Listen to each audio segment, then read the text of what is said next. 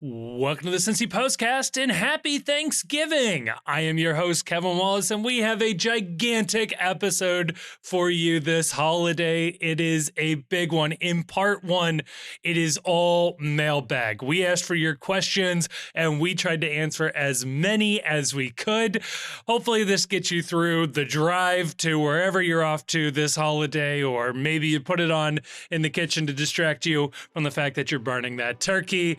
Look, this was really fun to record. It's mostly not soccer. Some of it's soccer. We kind of bounce around a little bit. So enjoy this one. Have fun with it. And then in part two, we finally get down to brass tacks. We talk about Noonan winning Coach of the Year.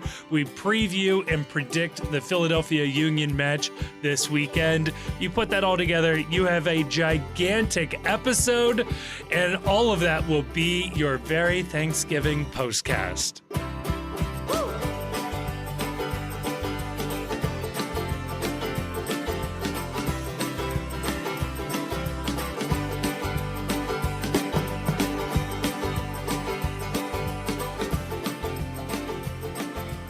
Joining me to talk about all of that and more, I'm joined by two gentlemen who are on the eve of Thanksgiving. Chief, Grayson, I've got both of them here. And Chief, I just got to ask you, night before, how are we feeling Thanksgiving-wise? I know we touched on this last episode, but are you going to struggle through this? I don't like Thanksgiving. I don't like it. I don't like it. I don't like this holiday. I don't like the food. It's bottom tier of things I want to eat, and the amount of food. It would be one thing if it was bad food, but there's an expectation you should eat a lot of it, which is not fun as well. And also I sit here and I reflect on the fact that as I am firmly in my middle age, that this used to be the night when I was out at the bars until 2 a.m, waking up the next day profoundly hungover to go to my family's house for food. And instead, I sit here finding myself recording a podcast with you two fine gentlemen while I can hear the partying noises from up at the bar down the road. So this is just it. Life comes at you fast, I guess. I will say that night before Thanksgiving as a bartender is probably the number one night because it's the one you don't mind missing that much. And it's pretty easy to arrange your friends to come to like your bar that you're bartending. New Year's Eve is usually the big night, but then you kind of like miss the spectacle because you're working. Whereas like the night before Thanksgiving, you're not really missing that much, and being the bartender is as much a part of the event as otherwise. The pandemic kind of killed this, but I used to have a tradition in the before time that on this night, myself and all of my friends, we would get together at my house, and then we would go out to the bars later afterwards. But the point of getting together at my house was that we had a kind of, it was before the term was in vogue, but a Friendsgiving. But the concept of the Friendsgiving was that no one was allowed to bring food that they made themselves. So you had to go and you had to bring, and the preference was for something that you acquired through a drive-through or from a fast food restaurant. So myself and like 15, 20 friends would descend on my house, and some people would bring like a crave case of White Castle. The one year I ran up to the Double Dragon in Norwood and bought like $30, $40 worth of pork fried wontons and just had that on the spread. The chili case, the Taco Bell taco crate. My sister came to the party one year and brought an entire tray of Cheddar Bay biscuits from Red Lobster that she'd picked up. Nice. So my wife hated this party because she was like, it's the grossest shit. Like, fast food is objectively awful. And then what really, really offended her deeply was that we'd all go out to the bars, and then I would come home like 4 or 5 hours later, 6 hours later, and then immediately tear back into the leftover fast food. I feel like you have to invest in heat lamps at that point, because I'm imagining the table a la Trump hosting the Clemson football team. And it feels like 20 minutes after that food sits on the table, it goes cold, and it's, the appealing level of this food falls off a cliff. How did you manage this? It's a lot of beer and a lack of shame, to be honest with you. My buddy Justin one year brought an entire case of chicken and waffle sliders from White Castle that had, it was 2 waffles, like little mini waffles with like a breaded piece of fried chicken, and then Waffle House brand gravy that was like on the sandwich as well. They were delightful. Like they were, it was incredible. My wife has put the kibosh on this party ever returning, but it was a staple of the household in the years past for this Wednesday before Thanksgiving. Man, I gotta say, I'm jealous. I've always wanted to do something like that, and to hear that somebody lived my dream is, makes me feel things. Maybe we'll bring it back. Maybe we'll bring it back sometime. Who knows? Yeah. Grayson, I don't know, any great Thanksgiving traditions in your part of the world there? No, I don't think anything in particular. But I will say, like, I don't love the night before Thanksgiving.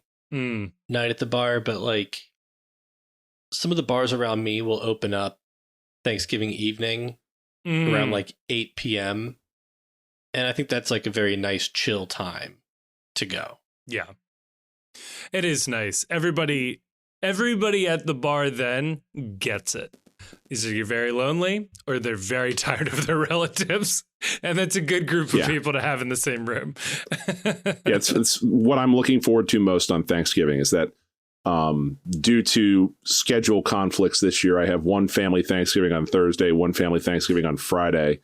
And the Thursday one is an early afternoon Thanksgiving. And then as soon as that's done, I am returning back to my humble abode and I'm walking around the corner to the neighborhood bar. And I'm posting up there for a couple hours, and I'm going to be completely okay with that. Well, Chief might slap me the next time he sees me, but I love Thanksgiving, and this year I'm hoping to make this a regular tradition. We're like 2 years in now. I'm cooking everything, and I live for this shit. So this is great. So bring it on. Smoking a turkey. Don't agree. I got to say, smoked turkey, pretty nice. It's a pretty nice way to do it. Do these like Japanese milk biscuits that are pretty freaking good. The thing for me is I would not want to do this meal another time of year because this is a lot of effort. This is a lot of pre-planning and a lot of effort, but I like the meal that I produce. But if then it's my own cooking, so it'd be weird if I didn't like it. So I have been, I guess like, so I'm going out of town for Thanksgiving just because there's been enough noise in my life lately, and I just wanted to have some time for just me and my wife. And we've ordered like a whole spread from Whole Foods, nice. Like where we're going, and we're just gonna leave the airport, pick it up, and then just have like a chill rest of the Thursday. I like that because there's no work involved. 1 year on Thanksgiving, I was in Valparaiso, Chile, and had a nice like seafood and shellfish platter, sitting on a restaurant that's on a cliff overlooking the water. Man, that was a pretty good change of pace Thanksgiving meal. The exotic Thanksgiving's the way to go. Did anybody at the restaurant have any inkling to the American Thanksgiving that was that day? No. Good. That sounds cool. That sounds glorious. Honestly, that sounds incredible. Oh man. I've been on a cruise ship during Thanksgiving, so I don't know. That's as close as I can get to there, Grayson. The worst Thanksgiving I ever had. Well, not worst Thanksgiving. That's way too broad of a statement. Because it was actually a nice Thanksgiving holiday. But the worst Thanksgiving meal I ever had was kind of like, it was down in Florida with my wife's family. And there was like an extended connection that lives down there and invited us to have the Thanksgiving meal at their at their country club. And it was like the the entire atmosphere, it was like the worst vibes you could ever experience. Like, it was so like quiet and boring, and the food was like pretty bland and soggy. Would not recommend the Country Club Thanksgiving buffet. Now, see, you say that. My very, very good friend, he and his father, so his mother's been divorced like twice, but his biological father, like, he would occasionally go out and do Thanksgiving with him. And the one year his father flew everyone out to Vegas, and they did Thanksgiving dinner at the Cosmopolitan's buffet, or no, the Caesar's Palace buffet. And I'm like, you know what? This sounds like a perfect Thanksgiving. Everybody gets what they want, and you can all drown your sorrows at the slot machines or on the craps table immediately afterwards, instead of having awkward forced conversations with extended family or having to watch the Detroit Lions on television. Yeah. Oh, man. Well, there you go. I mean, presumably, at least some people will be listening to this episode on Thanksgiving. So, yeah, hopefully you're having a great time with that, or maybe you're traveling on your way to wherever your final destination is, or maybe you just told everybody you got to like go walk the dog or something. You're just getting some time around the block. You needed to put something on, whatever way. I'll say, if there is somebody out there that is listening to us on Thanksgiving, hey, thanks for making us a part of your Thanksgiving there. For this episode, we obviously have a massive playoff match this weekend to preview, which we will get to. However, if there is one thing I am thankful for this Thanksgiving, it is the fact that people are out there in the world listening to this podcast that we put together. Believe it or not, there's some degree of effort that goes into this, and I am always happy when people are able to listen to this and actually go as far as to say that they enjoy it. So with that, we put the word out on Sunday for questions for the podcast this week, and this is going to be a 90%, 80% a mailbag episode. We'll see how quickly we get through some of these.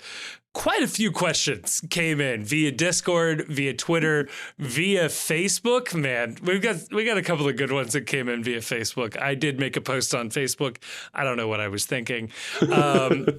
Really what happened was this morning during breakfast, I made a graphic and thought I worked way too hard on this to only post this on Twitter. And so it ended up on Facebook as well. But we've got some good questions here. I am going to run through some of these here.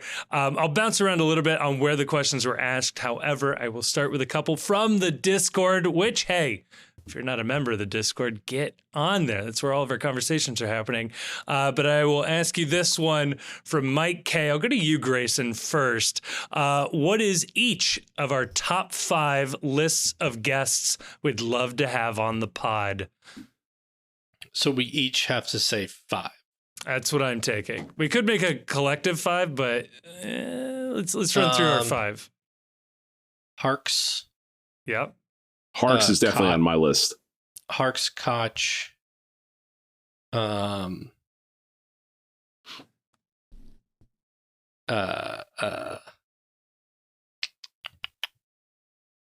Koch. Don Garber. Ooh.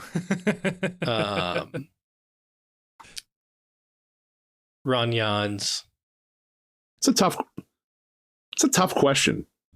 And I like these answers though. And 5.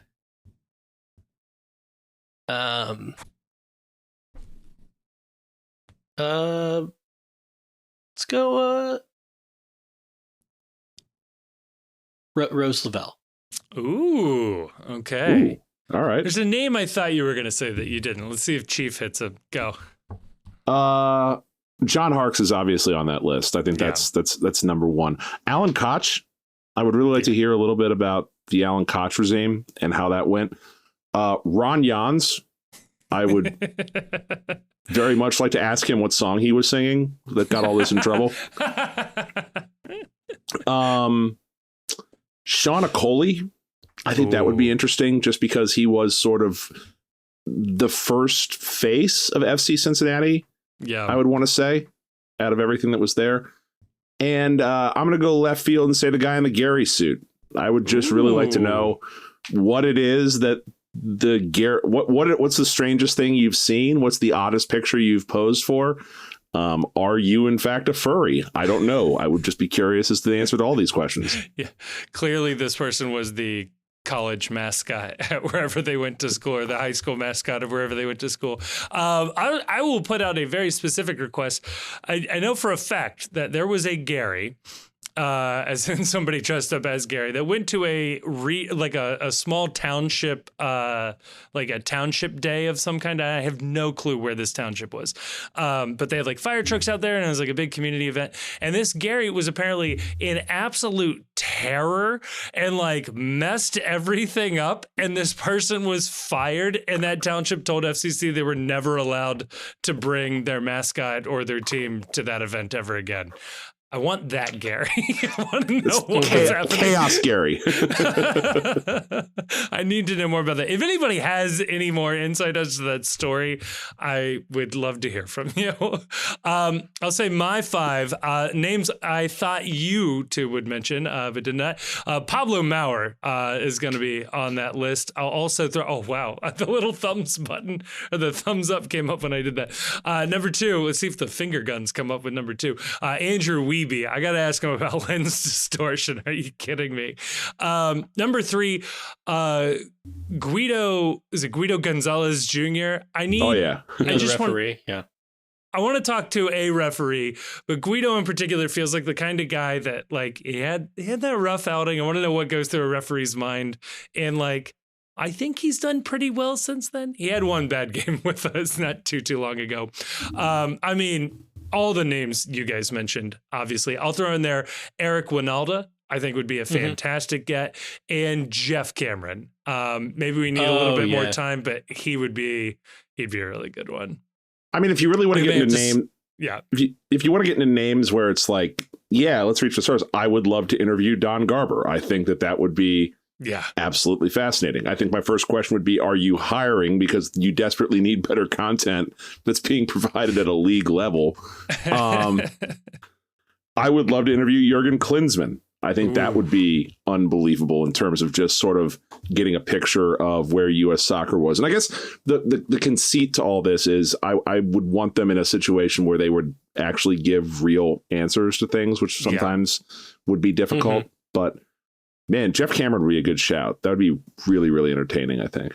He feels possible as well. So there we go. This next one, Grayson, I'll have you read this one to us. How about that? What's your most beloved FCC experience? It's from, are we saying who it's from? I don't remember. Yeah. You can go. It's from Nate J.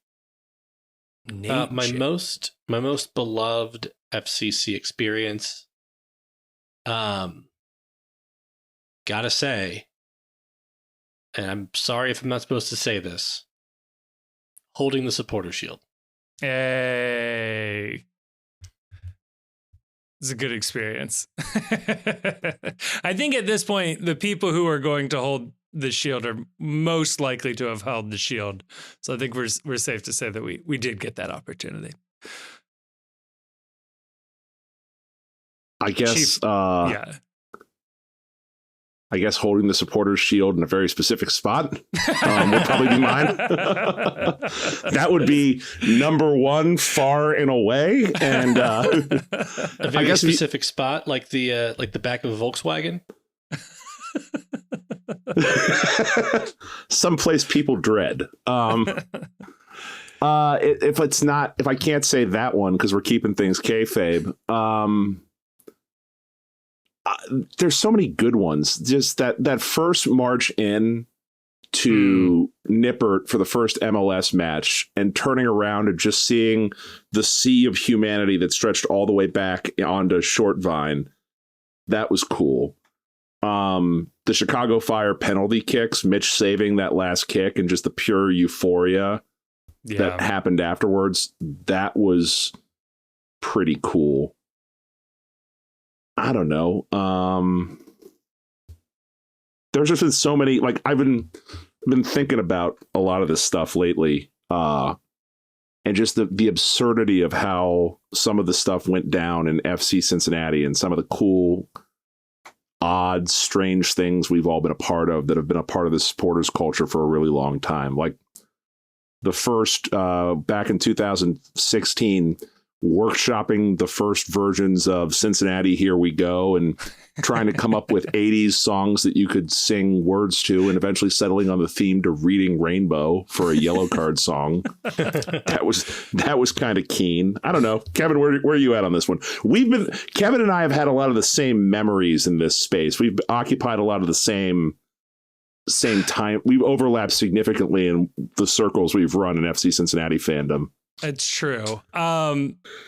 I mean, the first Columbus Open Cup game with the GB header, that's usually where my mind and my heart goes to first. Like the first time we beat an MLS team, and of course it was Columbus, and of course we'll always hold the first meeting, and the fact that we were the lower division team, like that moment made me feel like, man, we could absolutely do it.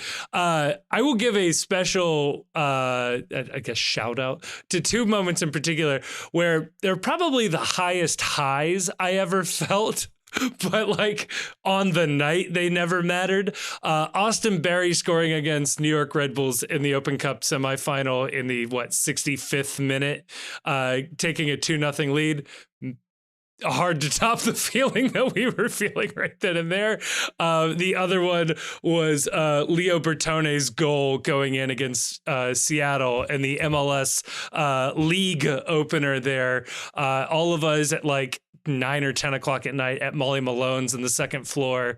I stamped and stomped my foot so hard I thought I was going to break my own leg. I was so excited by that goal. I thought like, the team of destiny. We're never going to lose again. This is it. And that didn't quite pan out that way. And the supportership. On a less serious note, I also want to give a special shout out to the moment Opie made his first appearance in the Bailey. Just from the pure absurdity of the fact that happened. Yes. Or like, there's a special place in my heart for things like that, where soccer has allowed us to get into some absolutely absurd levels of mischief that probably shouldn't be possible in the American sports landscape, like sneaking an unauthorized mascot into a stadium, or when we were in Louisville and, Max carrying a bunch of car batteries and fans disguised as drums to have some wacky waving inflatable arm tube men that we deployed when we scored goals there. That was a lot of fun. That is a story more people need to know about. Yes, in a game against Louisville in the USL days, the FC Cincinnati supporters smuggled into the stadium via the bass drums, car batteries, and 2 large wacky waving inflatable arm tube men into the stadium, hooked up the batteries, hooked up blowers, and got the tube men to go in the away section, and did it in front of not only stadium security, of course, but also to come down to look at it was the club president of Louisville at the time. It's just the most absurd thing. And they're on the broadcast and everything. And like the announcers don't acknowledge the fact that these tube men exist. It is the strangest thing in the world. And yeah, man, like that's some good mischief right there. It's going to reach a point at some point where I'm going to feel really sorry for the people that never actually experienced the USL days. Like if you weren't around for those, I really will think you've missed a serious part of your FC Cincinnati fandom. Yeah. Oh, completely agree. That's not to say that you're less of a fan, right? No, not at all. Because, we all come to it. We all come to it in our own way. Just kidding. But in our own time. But yeah, I mean, there are USL experiences that will never happen again. Yeah. No. Like in the Open Cup, we're playing AFC Cleveland in the Open Cup, and some guy comes to ladder 19, and he's the one AFC Cleveland fan. And he's talking there that he's the only person that travels, and that you'll definitely hear him in the stadium because he yells so loud he's broken megaphones before. And like saying this all with a completely straight face as we all like sip on beers, like, yeah, man, Sounds cool. Oh God. All right. Moving on to the next question here. This one is from Redbeard in the Discord. If a fourth DP happens this offseason, should we use it to keep Barrial or Vasquez or bring in someone entirely new?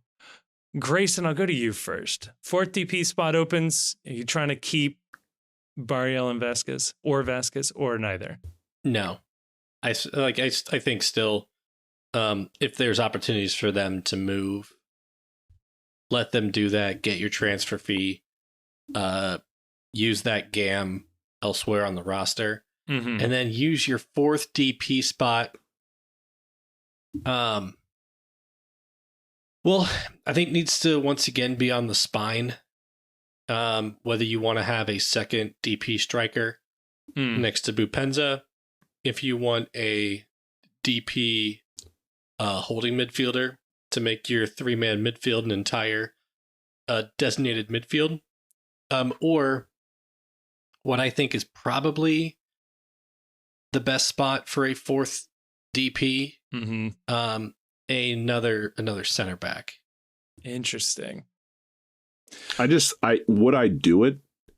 So so this question, does it presuppose that one of them would be willing to sign as a DP, and that that if the DP spot is available, they would make the determination that I want to stay in MLS. It's a money thing. I don't want to go to Europe. I think it presupposes that. If you sign them as a DP or let them go and sign somebody else as a DP. Those are the two options. Then I would for Barrial. I would not for Vasquez, because tactically speaking, so much of what this team does is that Lucho is freed by this offense. And there was a great interview that Noonan gave on a podcast a couple weeks ago or a week ago, where he said that the toughest thing for him coaching this team was learning from Lucho and adjusting what his wants and what his needs and what his tactical decisions were to what Lucho is able to do, and giving Lucho freedom to play his game. And so much of what makes Lucho a dynamic player is when he drifts one way or the other on the field and sets up interplays between himself and Barrial or himself and Arias, but it's mostly Barrial.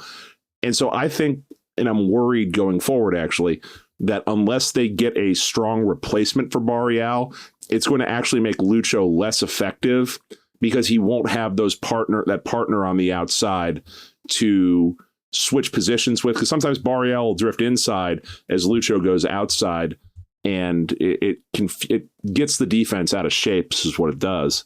So I would on Barrial. If that's not an option, then I would be looking to use the DP to actually fill Barrial's spot. Yeah. I do think there's a good argument for Barrial, and especially when, so you think about this, his career aspirations, sure, are probably in Europe, but a lot of that, as we've discussed previously, is money-based. Players go where the most money is, and presumably if FCC could give him the most money of any team out there, he'd probably be happy with that. But let's say he's a romantic at heart as well and would like to make the Argentine national team coming up for the Copa America, let's say, next year.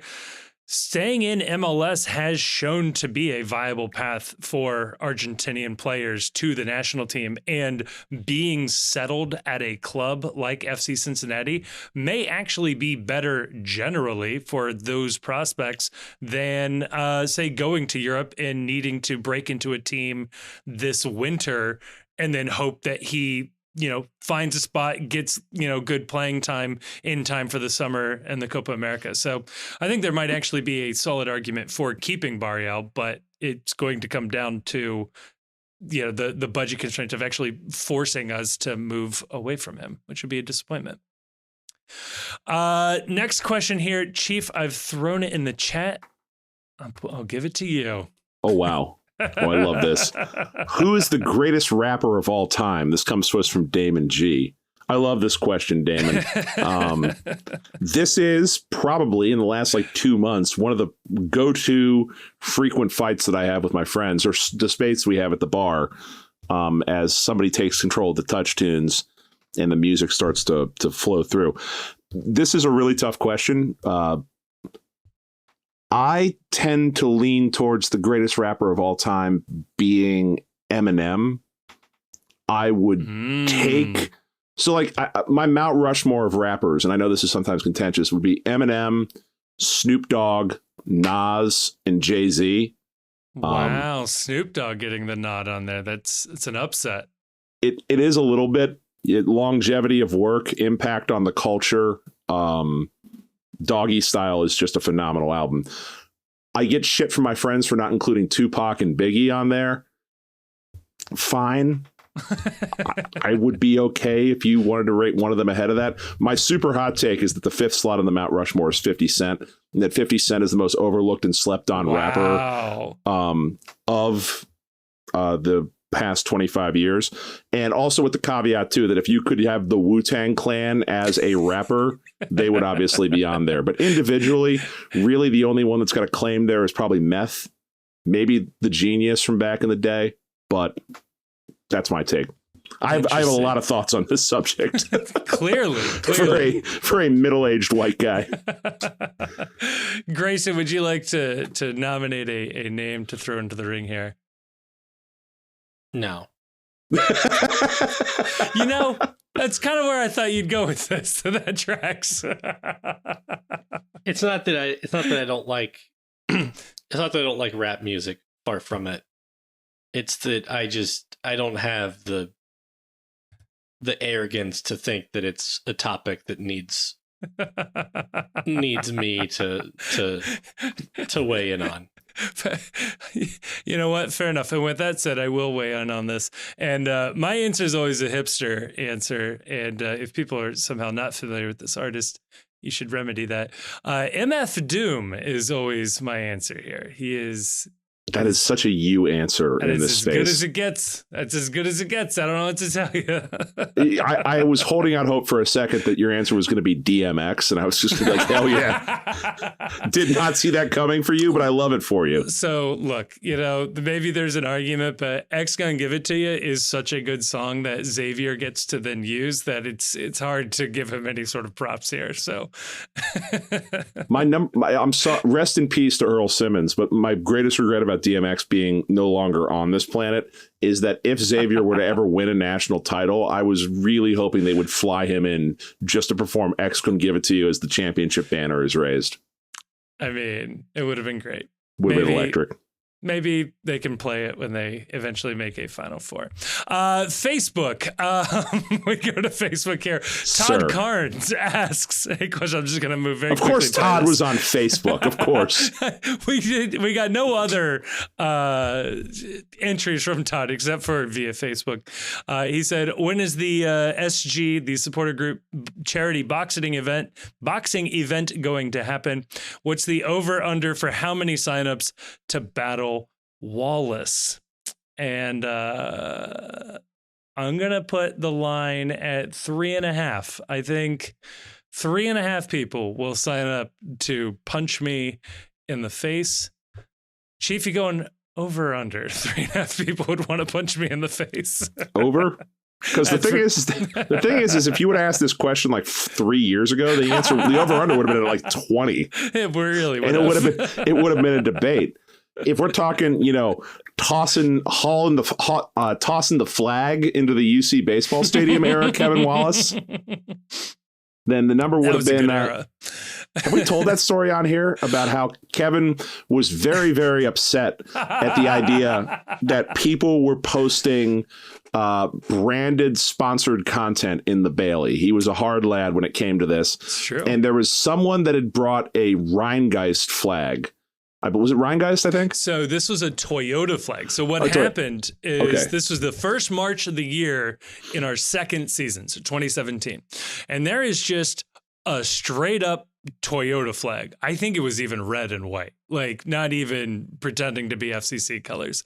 And this person had the Toyota flag. They're near the front of the march. And I was like, oh my God, some dealership got a Ford or Toyota flag into the march, and they're going to try to get a bunch of photos, and they're going to use this in an ad campaign. And I don't want our supporter space being co-opted like that. So I ran up to the person and I said, hey man, who gave you that flag? And they said, oh, I don't know. Somebody just handed it to me. And I said, do you mind if I take it? And they said, no. And they handed it to me.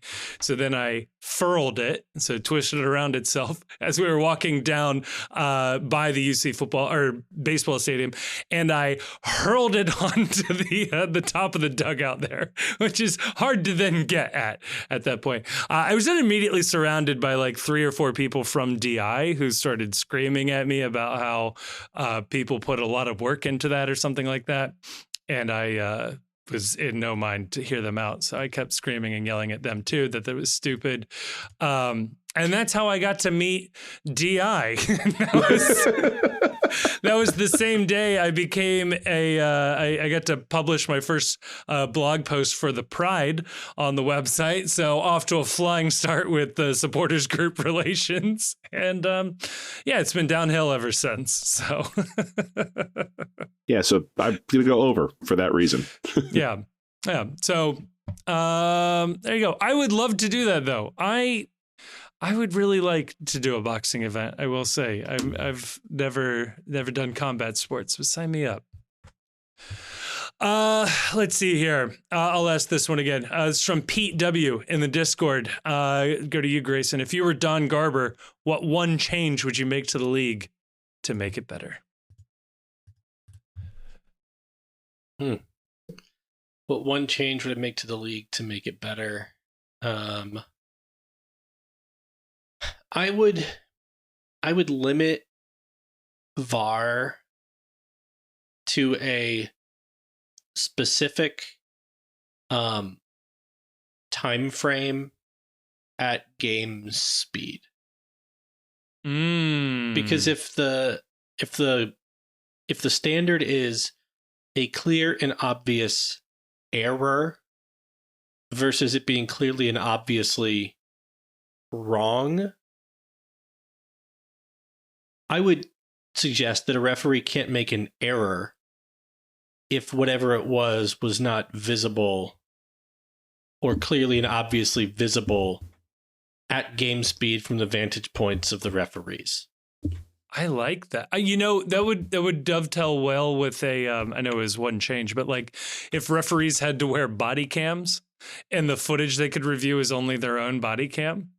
So it's like, yeah, they have to be well positioned in order to get a good replay angle, period.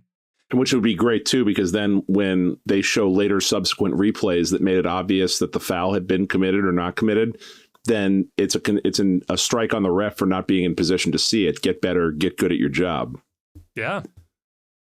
Or, there's some advantage to it brings back the dark arts of being able to, commit a dirty foul away from the view of the referee. I would, if I was making a change to this league, it said just one. So I think that the obvious answer is that the salary structure in this league just needs to be simplified. And I think the way I would do that is to go to a Major League Baseball style salary cap where you put a number out there that is a soft cap, and then anything you spend over that is subject to a luxury tax that is then distributed to teams around the league. I think that's probably the most fair way to do this sort of thing on the open market, and then figure out some way to compute transfers and make it easier to get transfers into the league. That's like the real answer.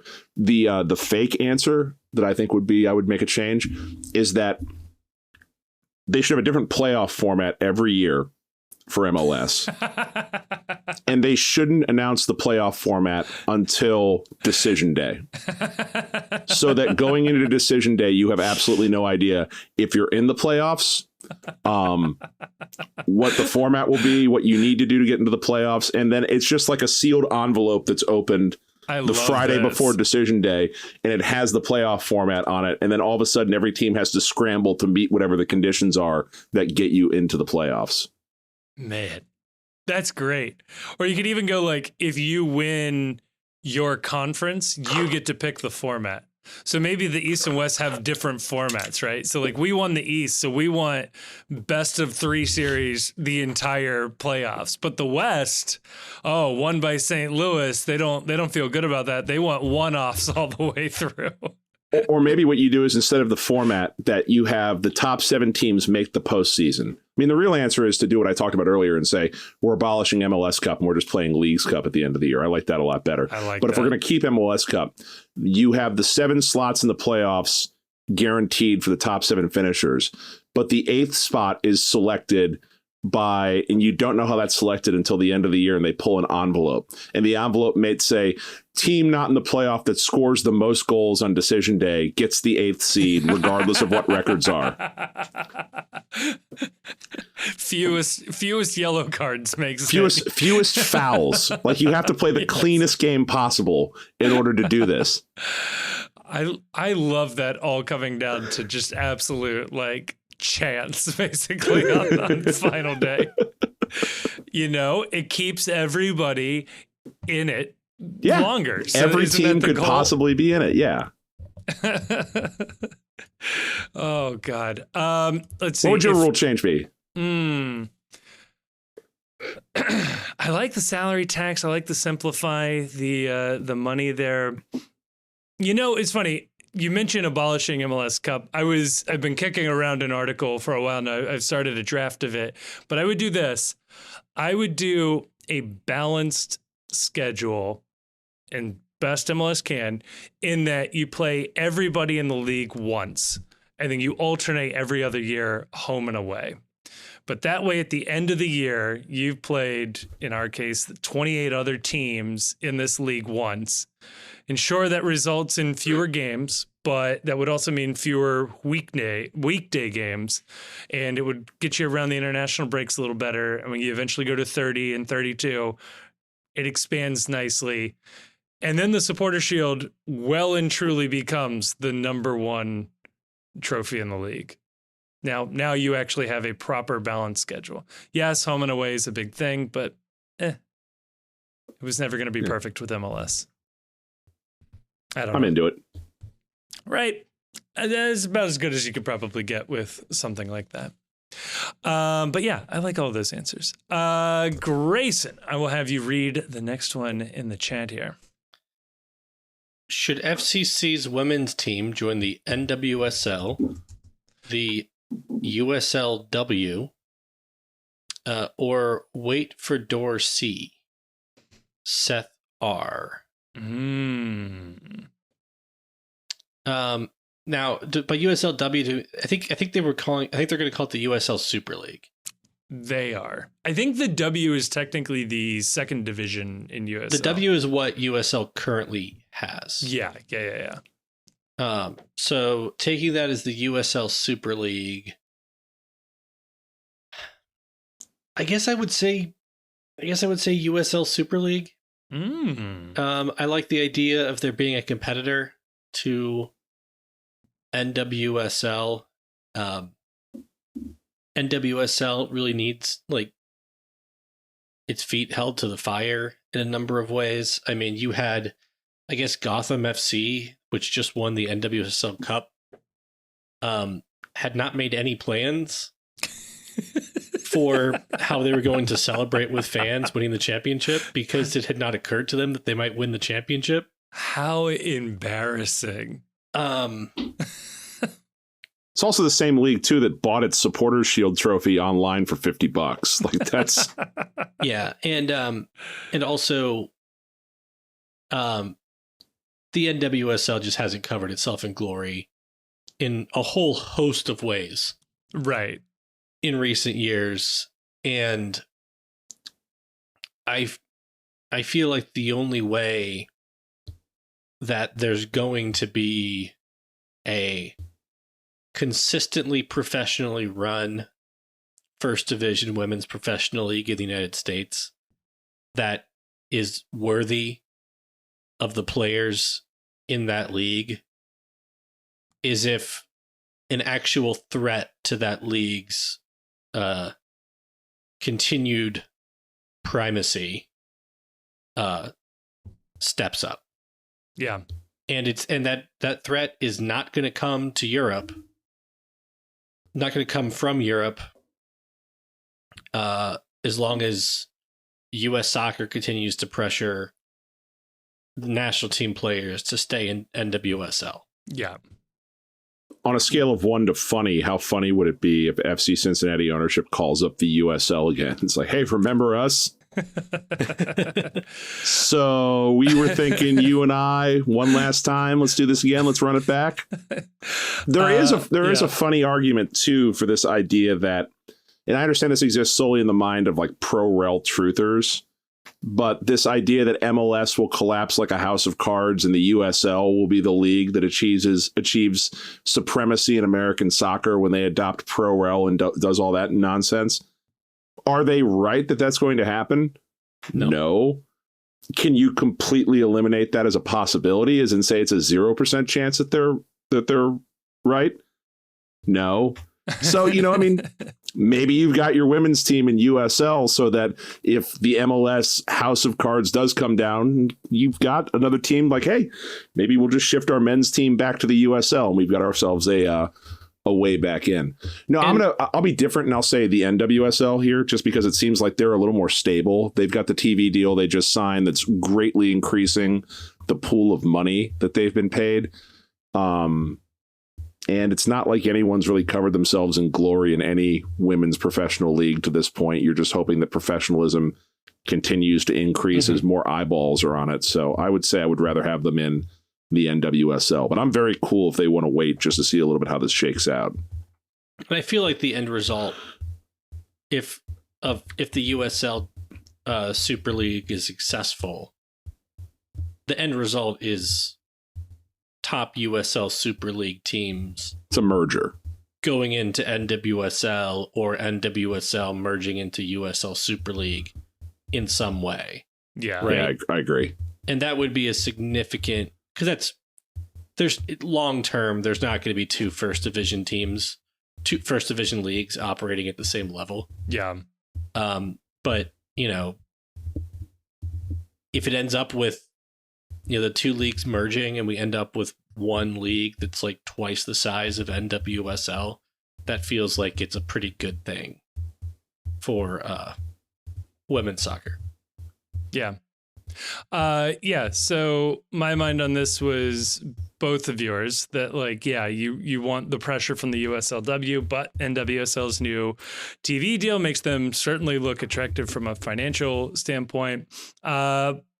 But I will say this, I have no idea how these contracts are set up or established. However, some of the better brands in NWSL are owned and attached to USL clubs, Racing Louisville, the Courage there, and I believe there's a Super League team joining in Tampa Bay, attached to the Rowdies. There's another one I'm missing. Well, whatever. Point being, especially the Courage and Louisville could certainly pick up their stakes and move to the USL Super League, and that would throw a lot of things off. And I don't know what happens to their TV deal if they suddenly lose teams there.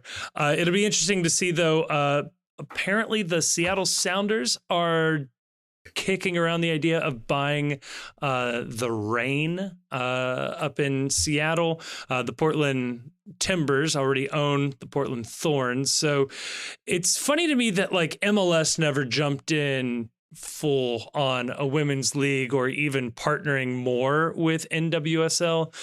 In other parts of the world, like in Europe, it's becoming more and more of a requirement to be a first division club. You have to also sponsor a professional women's team, or at least have a women's team competing in their country's leagues. So interesting that MLS never came up with a similar requirement and didn't try to do a MLSW, right? Especially with the Apple deal.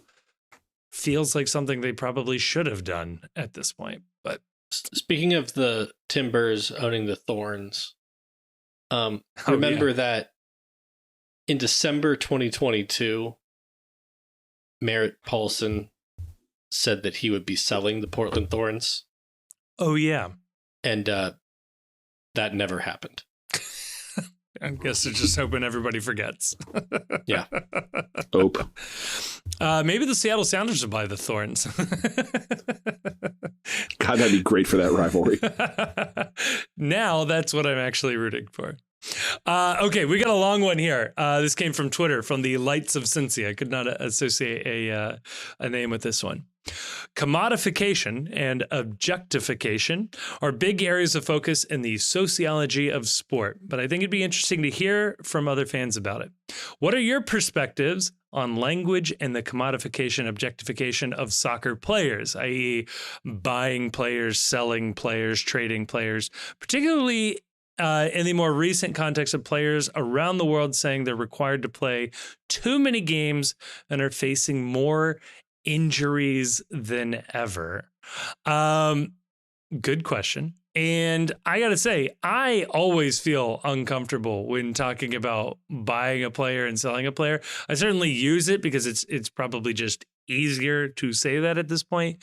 But I would not mind a normalization of saying buying a player's contract or buying a player's rights, which is more what is actually happening there. But yeah, especially like we haven't seen a terribly high profile case of this happening in the U.S., at least not in a while, or nothing that's coming to my mind.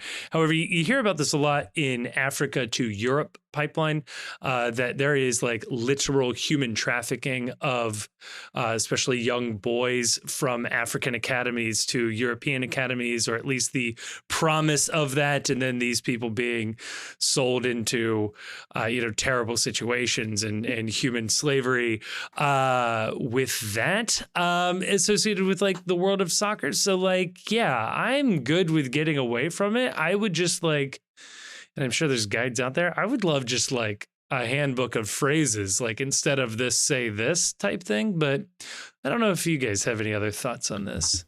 No, I understand the idea of it being shorthand where you are actually buying a contract. Well, you're not really buying a contract in most cases because you're buying the rights. You're buying the exclusive rights. Or you're buying the out exclusive a right to deal with that player. Yeah, right. You're paying for them to then break the contract, and that's like the penalty for breaking the contract is, I think, how it goes out. Yeah. So it's not as gross as it sounds, just because the players all have the autonomy to say, I'm not agreeing to personal terms with the new team, and then scuttling the deal. And then there are consequences that may be gross that arise out of that, like teams refusing to play players or what have you. Yeah, I guess. I mean, I understand it's one of those things where the cost of changing the language feels very little. And if it helps to remember that these people are humans as opposed to chits on or trading chips or whatever, that you're dehumanizing them by reducing them to assets. I get that. But then to a certain point, too, when you drop the actual words for what you're doing, it's like, is it any better that we say that they get drafted in the NFL when really that is also a form of you are buying the rights to or taking the rights to this player, and it's been collectively bargained. Their freedom has been collectively bargained away by people that they never interacted with and by a vote that they never took because they weren't part of the bargaining unit when it happens. I don't know. Yeah, so I think that though, if we talk about it in what it really is, it does kind of upend a little bit how we talk about labor and like the free choice of where you provide your labor. Because like when you draft a player, you can't make that player play for you. But what you can do is you can prevent that player from playing for anybody else. Yeah. Right? And that's still extremely coercive. Where you're like, without this player's consent, we have decided that he's not allowed to provide his skills in this field to anybody except for us. And that's not that far removed from he has to play for us under terms we dictate. Like, yes, there's like a little bit of the player's choice. And we're talking about the US. Yeah. There's a little bit of that player's choice that comes into it, where, you know, he can choose to accept a contract the team will agree to, or he can go sell insurance. Right.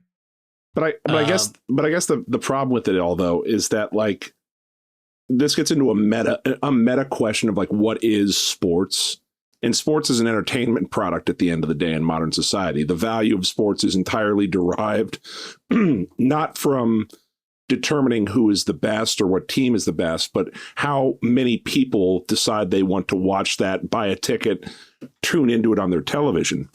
And so, on a certain extent, yeah, you're robbing a player of agency and dictating terms of where they play. But the only reason the league has value and the league is able to produce the value that pays the players is because there is some form of competition involved that is equal, balanced, and the result is not known ahead of time. That everything about this that restrains trade, whether it's financial fair play in theory, salary caps, trades, or drafts, it's all done under the guise of making sure that there is some form of competition that is meaningful. Otherwise, you would just have the Harlem Globetrotters and the Washington Generals, and that's entertaining as an exhibition. The kids may like it, but it's not entertaining, and it's not going to sell eyeballs on television if there isn't any way to control the distribution of labor in this market, because the entire house of cards comes tumbling down if there isn't somewhat an equal distribution of labor sufficient for all of these teams to be fielded and to produce a competitive television product to sell to viewers. So there has been, I don't know that we're in a position to, like, determine how much of a value of a sport relates to parity, because there is research out there that suggests that people are attracted to and drawn to super teams, and that is something, and that can increase the value of a league. But I view a salary cap as different from a draft. So you could have a salary cap with no draft, and players coming out of college could, you know, shop their services to teams and field offers, and then just go whatever team offers them the most money, and there will be some rough distribution of it. Won't be so unequal because every team is constrained by the salary cap. Yeah. What it does significantly decrease the chances of is the Bengals getting Joe Burrow. Right. Right. Yeah. I mean, you'll get another quarterback. But that's where I do think in that specific case, like what you just said there, like the college graduates or the guys leaving college or women leaving college, I think that's where MLS would actually be well positioned. That, like, the MLS teams are all scouting college at vastly different levels, and if you had a couple of, like, set tiers of what they could sign a player at, like, let's say you get 5 new player entries from college a season or whatever, and your first one's $1 million signing or whatever, it's a $100,000 signing, and they work their way down from there or something, then it's like everybody's working with the same economic tools, and a player can go around and shop their services to the teams they want, and the teams have different amounts of knowledge on the different players. I think it would work well. Although this does get to my dream NBA league setup, which is you do an entire redraft of the entire league every single season. Each season you add in the new college kids, but your salary is based exactly on which player order you were drafted in every single round. So the highest paid player in the NBA next year would be the guy who's taken number 1 overall in the NBA, and you just redraft the whole league every year. It sounds way more fun. Be a nightmare for the housing market for players. Sure. Rent, don't buy. Yeah.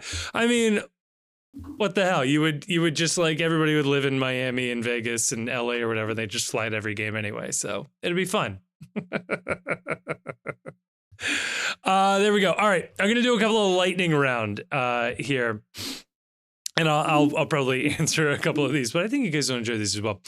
Would you like to hear about my Dr. Cop Attorney at Law cinematic universe drama, Scentless Violence, about a canine forced into retirement after losing the ability to smell, but has to come out of retirement when his former handler is kidnapped? The answer to that is yes. We would like to know more. Sounds like we heard about it. Yeah, I would like to know more. That was from Andy K on Twitter. So thank you for that. What can we actually do to see the lights of Cincinnati happen?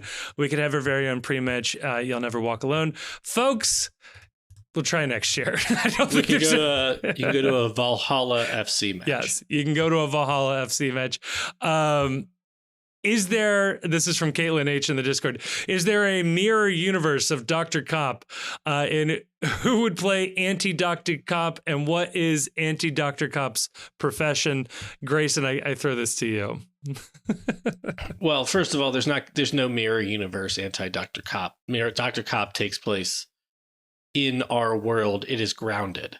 Ooh. Okay. There's definitely a mirror universe. He's got a goatee and everything. I know this. No. Yes. Well, first of all, Dr. Cop is a woman. Well, yeah, so the mirror one would be a man with a goatee. Obviously. This is how there are rules about this sort of thing. This is like Loki, yeah.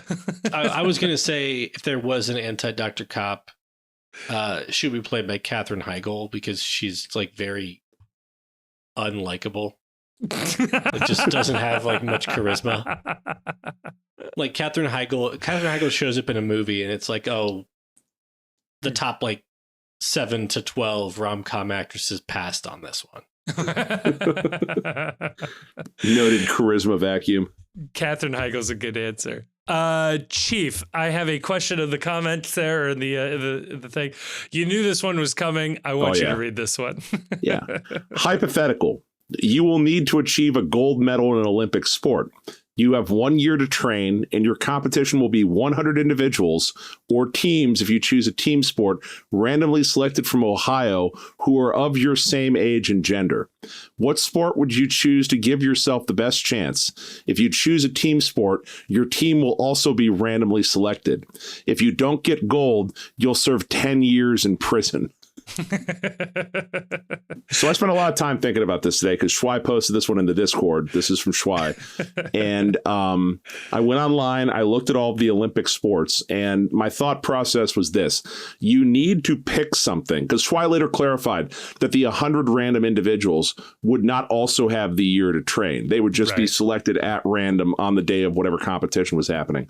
So you need to pick something that it is the least likely thing for one of those 100 people would actually be good at. So that's going to eliminate a lot of things like wrestling or boxing or distance running or, anything like that, where you might run into someone who did wrestling in college or what have you. Right. So the answer that I've come up with is equestrian. Ooh. There is horse jumping and dressage are both Olympic events. Dressage is basically just horse dancing. So I would use my year to find a horse that was a professional dressage horse and get really good at riding that, on the theory that the odds of finding one person in Ohio out of those 100 individuals, that one of those people actually has experienced horseback riding, is probably very low. I like the answer. I don't know how many dressage horses are used to I'll say a jockey of your stature. I'll throw that one out there. Yeah, well, it's not perfect. Okay. I loved this question. I have two ideas here.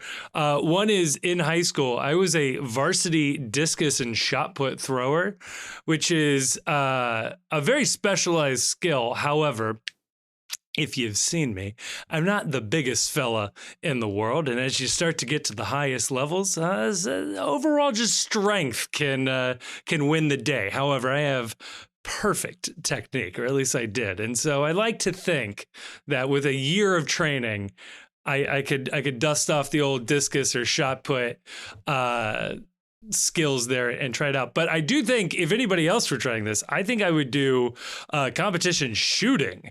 That feels like the one you don't need as much athleticism, and you could spend a lot of time getting good at it. And even if somebody is a casual shooter, if you spent a year getting good at it, you should be able to come out on top.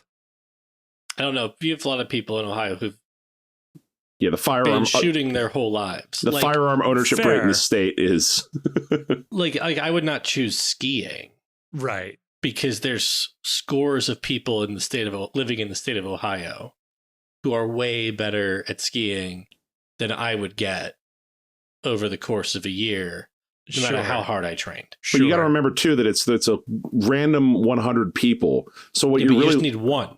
Right, if but there's one in the group that's better than you.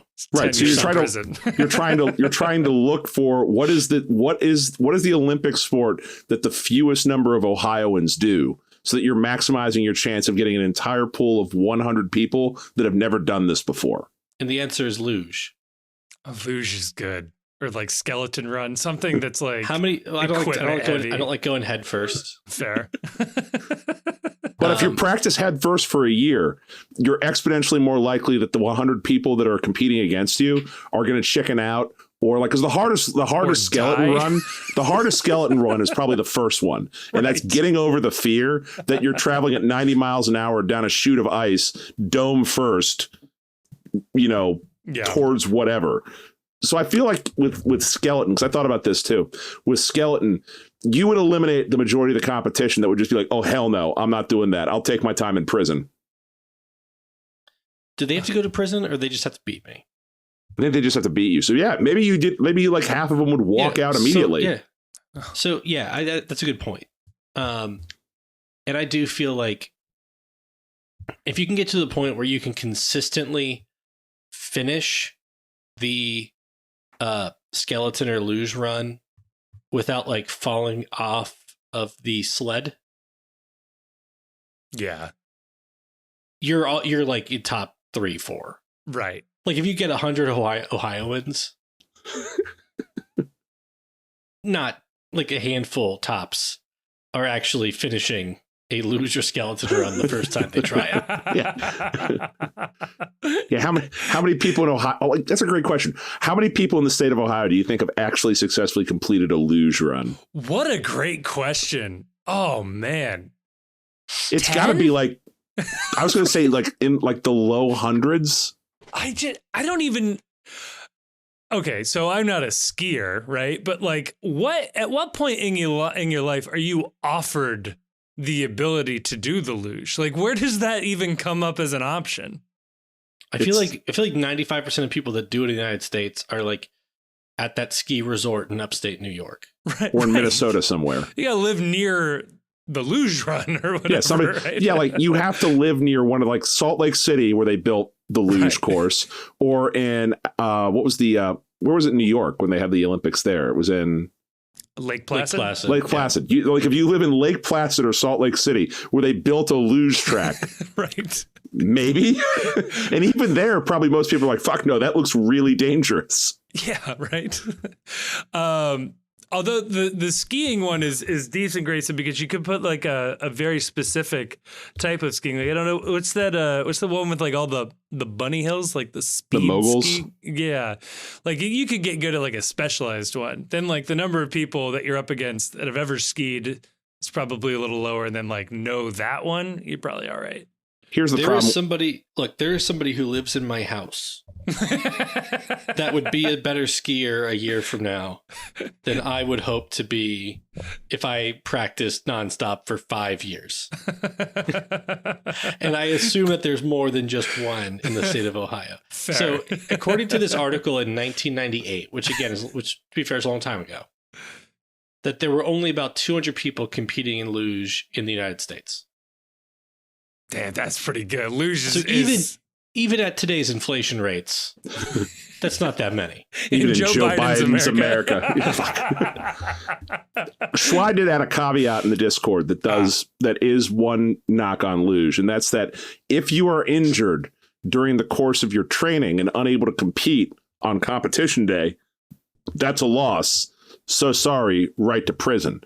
So I do feel that luge and skeleton do present a high risk of injury such that you may not actually make it to competition day. You have no idea. You can't fathom how slow I would go for my first 100, 200, 300 runs. You've never seen anything like this. I don't think you have a choice. I think gravity makes that decision for you on a luge track. Let's assume you're in a position. Don't you have like a little break? What, in the luge? Yeah, no, it's like a little handle you do. You do like 3 runs, right? Like, and you take your best time. No, it's like he's talking about the break. Like, there's a break on the luge sled. I don't think that works. I don't think it's like an actual full stop break. It's been a while since I've watched a solid luge run there. I do. So let's assume you had the financial stability to like literally drop everything. You quit your job and you dedicate an entire year of your life to doing luge.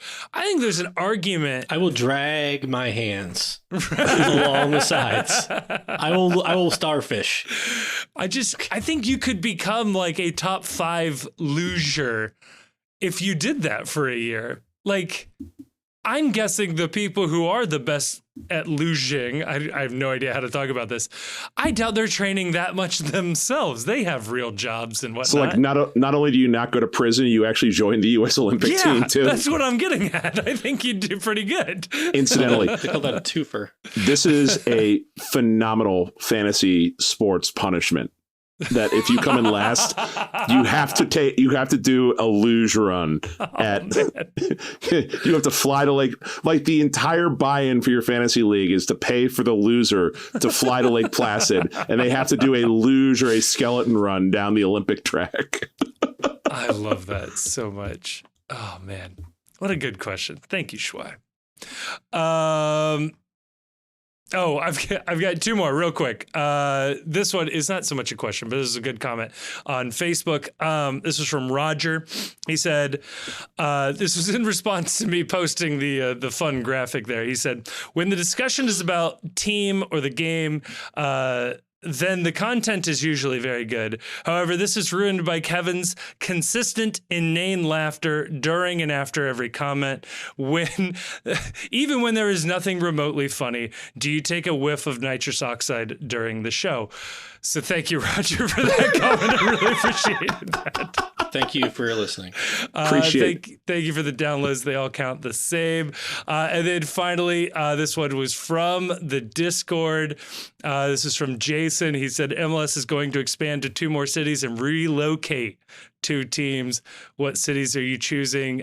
Chief, I'll give you the expansion question. I'll give Grayson the relocation question. So Chief, expand to us 2 different cities. Albuquerque, New Mexico, and Tampa, Florida. There we go. Good ones. And Grayson, you're relocating 2 of the teams. I'm relocating San Jose Earthquakes does it say like where we're relocating them, or do they go where Chief said? No. You got to pick a new city. We're adding 4 new markets to MLS. Adding to. Well, San Jose is going to Vegas. That's the new Bay Area. Okay, I like it. Yeah. Playing at the new A's stadium, sure. And then the other team that we will relocate will be Chicago. No, not Chicago Fire. Sorry, Columbus Crew. Okay. Columbus Crew. They will move to Cleveland, and we will have 2 nice waterfront adjacent stadiums. That's beautiful. I will, and to top the question off, I will banish all of the Canadian teams. So there you go. Ooh, can we do one more? Because I saw this one on the Facebook, and I'm going to read this one. And this is just right up my wheelhouse. You are entering a tag team match, and you can have one FC Cincinnati player as your partner. Who is it and why? It's Matt Miazga, duh.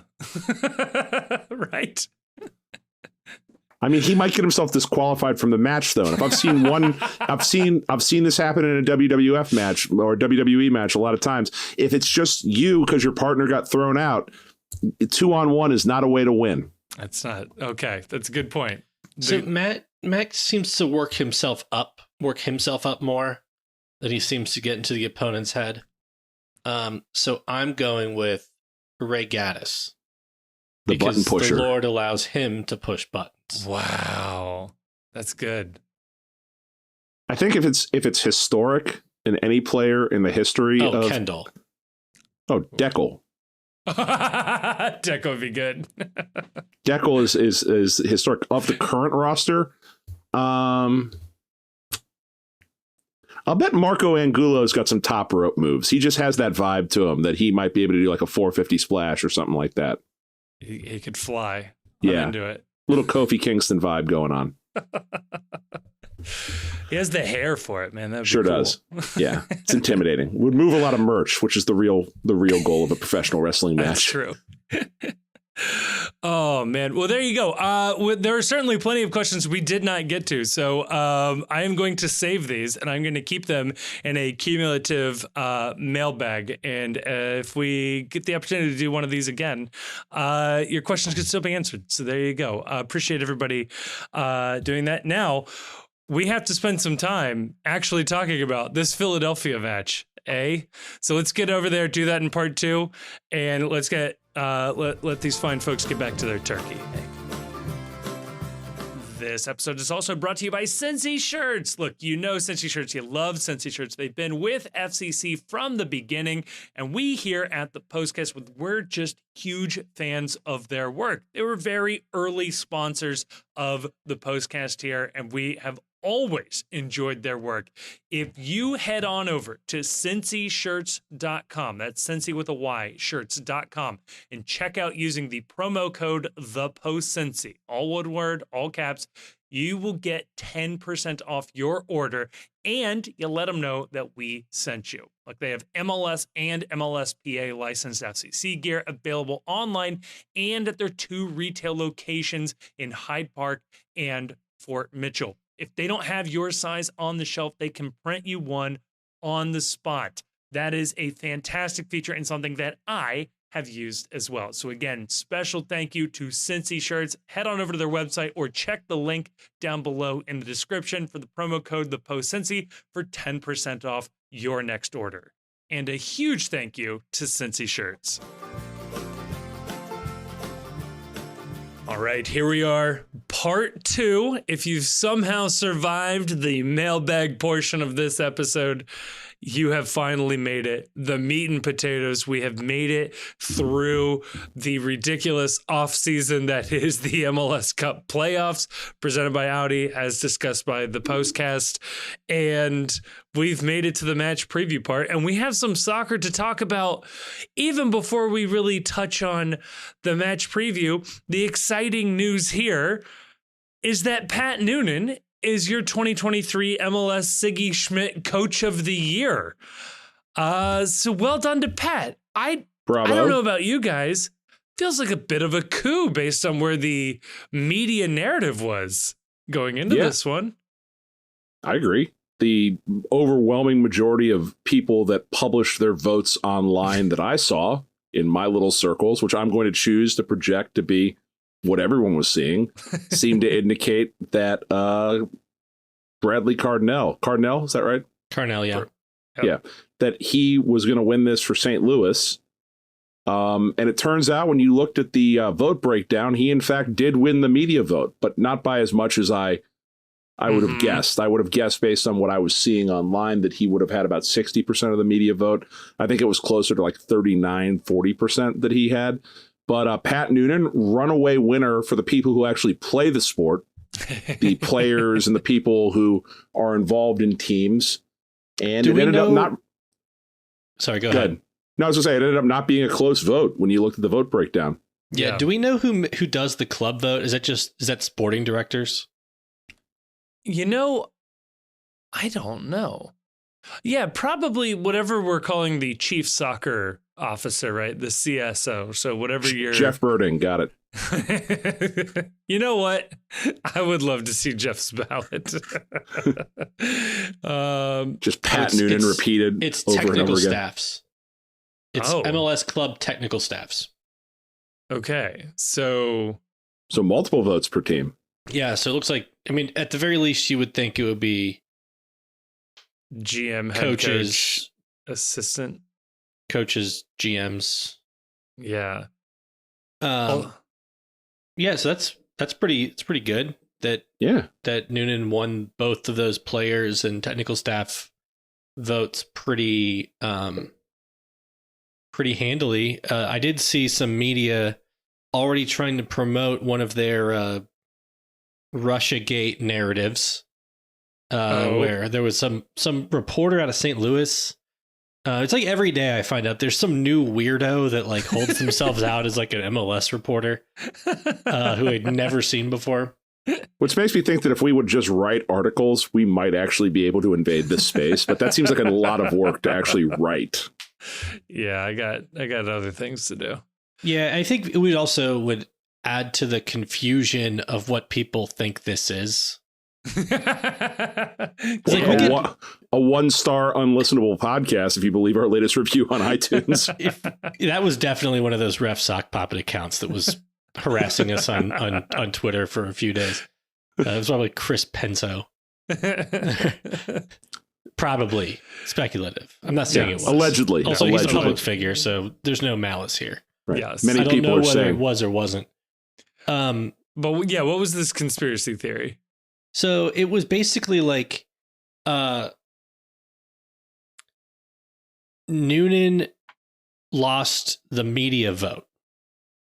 Mm-hmm. So like there must be some tomfoolery going on or some bias against Carnell from the players and MLS technical staffs. ballots of boxes arriving in trucks for Pat Noonan overnight. Carnell went to bed one night leading, and then he woke up the next morning and he was down many votes. I love the confusion of democracy for bias. Like, everybody I know is a Trump fan, but Biden won. I'm starting to think some of these voters are biased towards Biden. It's like, hey, man, that's like what voting is. It's the old line. It's like, I don't understand how Richard Nixon is president. Nobody I know voted for him. Right. Who was that? Was that Pauline Kael? I believe so. Yeah. So take that 1 star. I'd like to see Cincinnati Soccer Talk pull that one out of their back pocket. Kale reference. Oh man.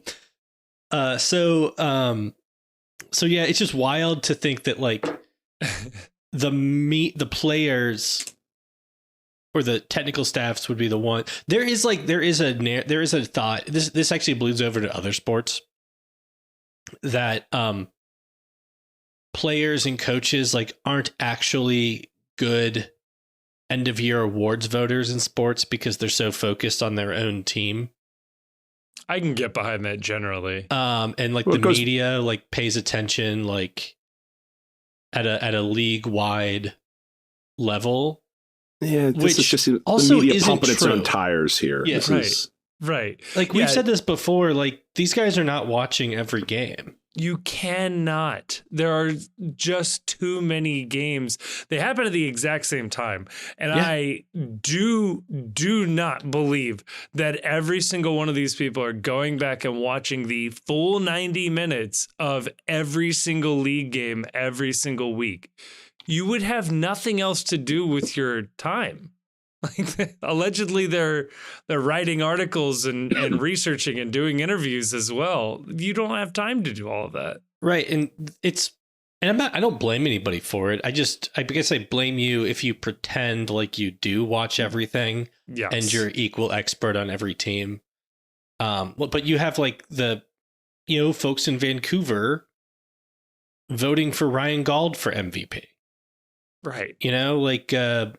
Jeff Reuter always says Reynoso is like the best player in the league. Right. And like, yeah, that's fine. You get a lot of exposure to them, but it's just have a little perspective, which is what something I've been tracking all year, mentioning on the podcast, is like, it seems like very often we end up with the like former local announcer of the team that we're playing. Yes. And I'm not saying that these people are intentionally biased in any way. I just think they happen to know more about the other team. Yeah. So because they've been more involved with that team. They got better relationships with that team. I'm sure they do their best. They should know more. I'm sure they do their best, but invariably, it ends up feeling like you're watching a home broadcast of that team when the whole pitch of this Apple TV has been like these are neutral broadcasts. Right. But I don't want to get sidetracked on that. The point is Pat Noonan is coach of the year, never in doubt. No argument otherwise. We were on this from the beginning. No, we were brave truth tellers. Yes. Thank you to us for that. I feel good about it. I feel great. I'm happy. This was long overdue. The body of work argument is for Pat Noonan. Yep. The season quality is for Pat Noonan. The arguments for Carnell went out the window as soon as somebody pointed out, I believe it was you, Grayson, this wasn't even the best season in expansion team history. He was 1 point off, and St. Louis was 1 point off the record LAFC set. They lost more games than LAFC did.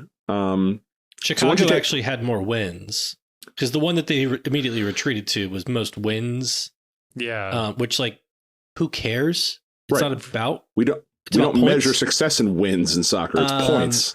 But the I guess there should be two asterisks on Chicago's expansion season. One is they played fewer games. Okay. So that helps Chicago's case. But two is there were no ties that year in MLS. They hadn't done ties yet. Hey, so not their fault. You had to only win or lose. They played the rule set that they had in front of them. Right, you can only play the schedule in front of you. They also won the Open Cup their expansion year, which I know isn't supposed to weigh. I think Chicago won MLS Cups their expansion year. I think they won the Open Cup. Maybe they won MLS Cup. We'll figure this out. While you're fact checking that, if you guys would indulge me for a second, I'd like to read the most reasoned response from a St. Louis fan on the MLS announcement thread. This comes from Megan Brown Mega 9625 on the old X app. This is great. There's at the Soccer Don is a racist African American hating discriminator. He won't step foot in St. Louis because he hated St. Louis getting a team and was trying to get the owners to vote otherwise. He a woman hater and abuser. Boycott the league until they remove him and have him arrested. So my first question about this is this some running troll where like Elon Musk identifies himself as an African American because he's from South Africa, as is Bradley Carnell? Is there any risk that this is a bit? I can't tell because I tagged this tweet with Best Fan St. Louis. And then I was immediately blocked, so I can't see see anything else from this person. So it's not a bit. I'm gonna lean towards not a bit. Their profile picture was of the St. Louis Cardinals, which leads me to believe it's not a bit. No capacity for irony. So yeah, there's that. And then two, they're not really that big of a fan, but did do a quick Google search of the coach, saw he was from Africa, and just assumed they could run with this one. So I want to point out, though, not only is their profile picture a picture of the St. Louis Cardinals logo, it's the St. Louis Cardinals transparent PNG image, but like a screenshot of that, because it has the checkerboard background behind the Cardinals logo, indicative of the fact that there's a transparency layer behind the image as well. I love that so much. It's the internet remains undefeated. It's the best unintentional source of comedy online in the world. I love the bit about how MLS didn't want a team in St. Louis. No, they wanted a team in St. Louis. They really wanted that team in St. Louis. There are so many people that were begging for this to happen, trying to make fetch happen when it comes to St. Louis. I also like, speaking of African American bias, Alan Koch, as I believe the last South African coach to win Coach of the Year in a North American league. I'll go on a limb and say that. That feels good. Have we talked on this podcast before about the unhinged interview that Alan Koch did when he got the job with FC Cincinnati? So we did talk about Tommy G asking him about apartheid. Okay, then we don't need to rehash that again. It still remains one of the craziest fucking things I have ever experienced listening to soccer content. Question. We've talked about it so much. I've thought about it so much that my first thought today, when I realized that Alan Koch was the last South African coach to win Coach of the Year in a North American Soccer League, I'll say that's probably right. Seems truthy.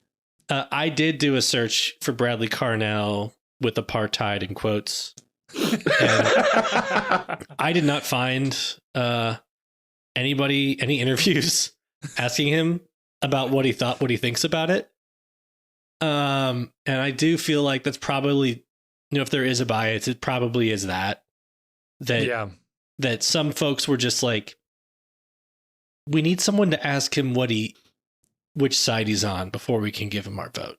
Look, I'm just saying, I've seen maybe one interview with Bradley Carnell, did not condemn apartheid in that interview. So I don't know if he said it elsewhere, but many people asking, can I pivot to our man? I would say I'm sure he's against it. I would say that I'm sure he's fine. You know, less about St. Louis scumbags, more about our man. Yes. Before we move on, I really do want to discuss the video that was the announcement video that FC Cincinnati posted. Yes, where Pat Noonan, if you haven't seen it, go watch it. But if you haven't seen it by now at this point, Pat Noonan is summoned to a meeting that he thinks is about Matt Miazga, is my understanding as to what the pretext of this is. So the entire team is in their media room, and when he thinks they're about to get some updates from the league or updates on new policy or find out that Miazga has been suspended for an additional year for his involvement in Refgate, New York Red Bulls edition, and then they hit him with the video package of all the players congratulating him that he's won Coach of the Year, and then his family is on hand to present him with an award. And if you'd never met Pat Noonan before or seen Pat Noonan before, in this short video, you learn everything. It's great writing from a script writing point of view. This one scene shows you everything you need to know about the character of Pat Noonan. The man is all business. When he is hit with an okie doke that we're not here for a meeting, he immediately pivots and has prepared remarks sort of in the back of his head so that he's not truly caught off guard, doesn't overly celebrate, doesn't get overhyped. Makes a couple of dry jokes. A couple of quick jokes. And then when his kids come to present him with the award, his first concern is why they aren't in school. And at the end of all this, he stops just to confirm. So there isn't a meeting we have to go to, right? I'm just double checking. What a professional there. Just the man is relentlessly on brand. And I love him so much more after watching this, because you are getting Pat Noonan, the unvarnished Pat Noonan in this moment. And he is exactly who you think he is. And no moment is too big for him, right? Like, he's not going to get lost at any moment. Like you said, he sits down, he's ready to hear about what's going on with it feels like a pretty pointed reference to Matt Miazga at the beginning of the video. Yeah. Then I have a thought about that, but and then he pivots to the speech. He asks, I take it there's not any meeting. But he never loses he's like under perfect control the entire time, right? Yeah. Like he makes sure there's nothing else he needs to do, that he has all the information, that he's hitting all of his marks. And it's everything you want in a manager. The emotions are perfectly controlled. It's almost like it's a Vulcan level of mental discipline this man has to remain directly on the level the entire time. This is a guy who would never get lost in a song and just start blurting out lyrics. He's the kind of man that would show up at a Dead and Company show and 2 minutes into the song be immediately ask the guy next to him, so is there a point to all this? Is this it? All right, I get it. All right, I've heard enough. Can we get to the next song? I don't have all night. Wait, they're going to do this for another 30 minutes? What the fuck? Oh, man. Grayson, I did like your observation about the Matt Miazga pretext of all of this. Would you care to expand on that? Yeah, so if you don't catch it, there's a little bit at the beginning of the video where Albright says, MLS wanted to have a meeting with us about some of the things going on behind the scenes. As you're aware, there's a few things going on in the background or something along those lines. And it's the only thing that it could really possibly be. And the video was taken November 10th, right? Yep. It feels like a very specific reference to whatever happened with Matt Miazga and the referee. This is like 3 days after the PSRA tweet. Yeah. Yeah. Because it would have been Tuesday. It was on election day. It was Tuesday, November 7th. Yeah. So the way I take that is that Albright, knowing the meeting is fake, knowing that this is going to go out on social media, would not be joking about the stuff going on with the Matt Miazga incident if there was any chance that was going to end up in a significant punishment beyond him missing the game for accumulation.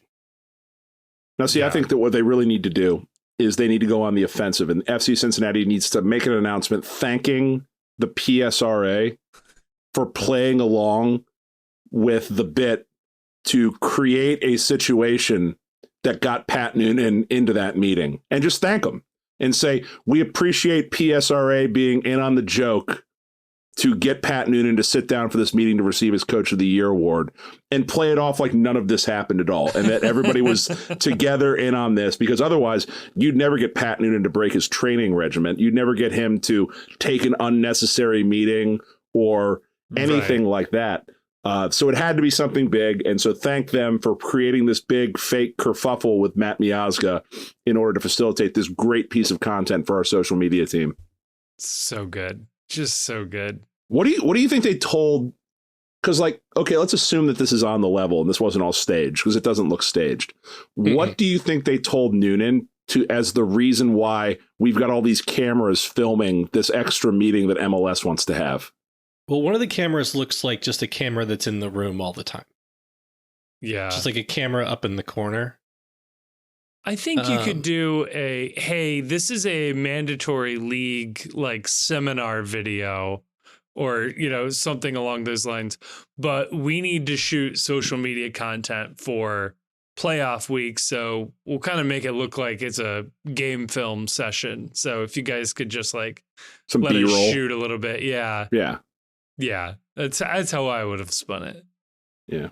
It was good content, though. It really was.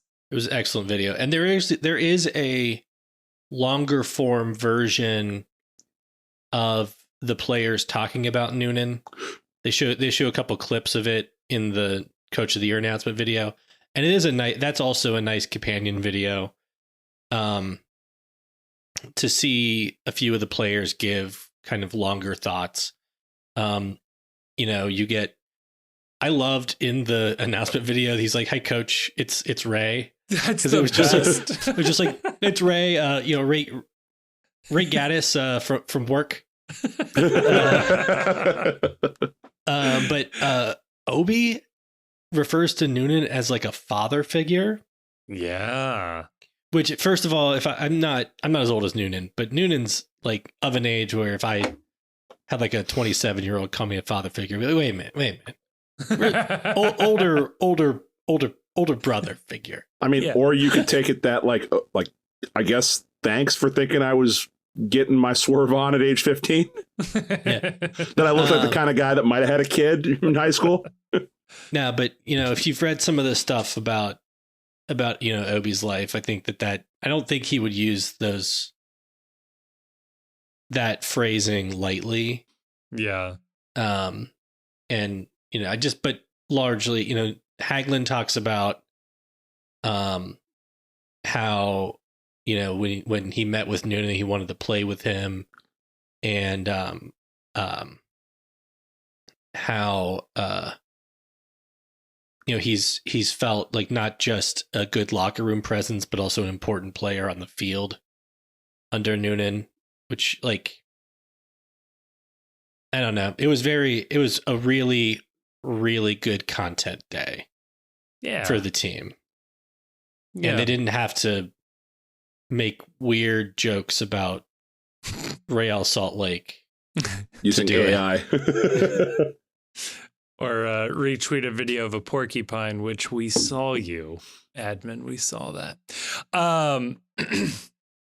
Also, I had something. It is now gone. Damn. Well, I have something. Oh, please. So there's obviously another award to be announced. We don't know when that will be announced. Yes. But FC Cincinnati has won Defender of the Year and Coach of the Year. Okay. We expect to also win MVP. Yes.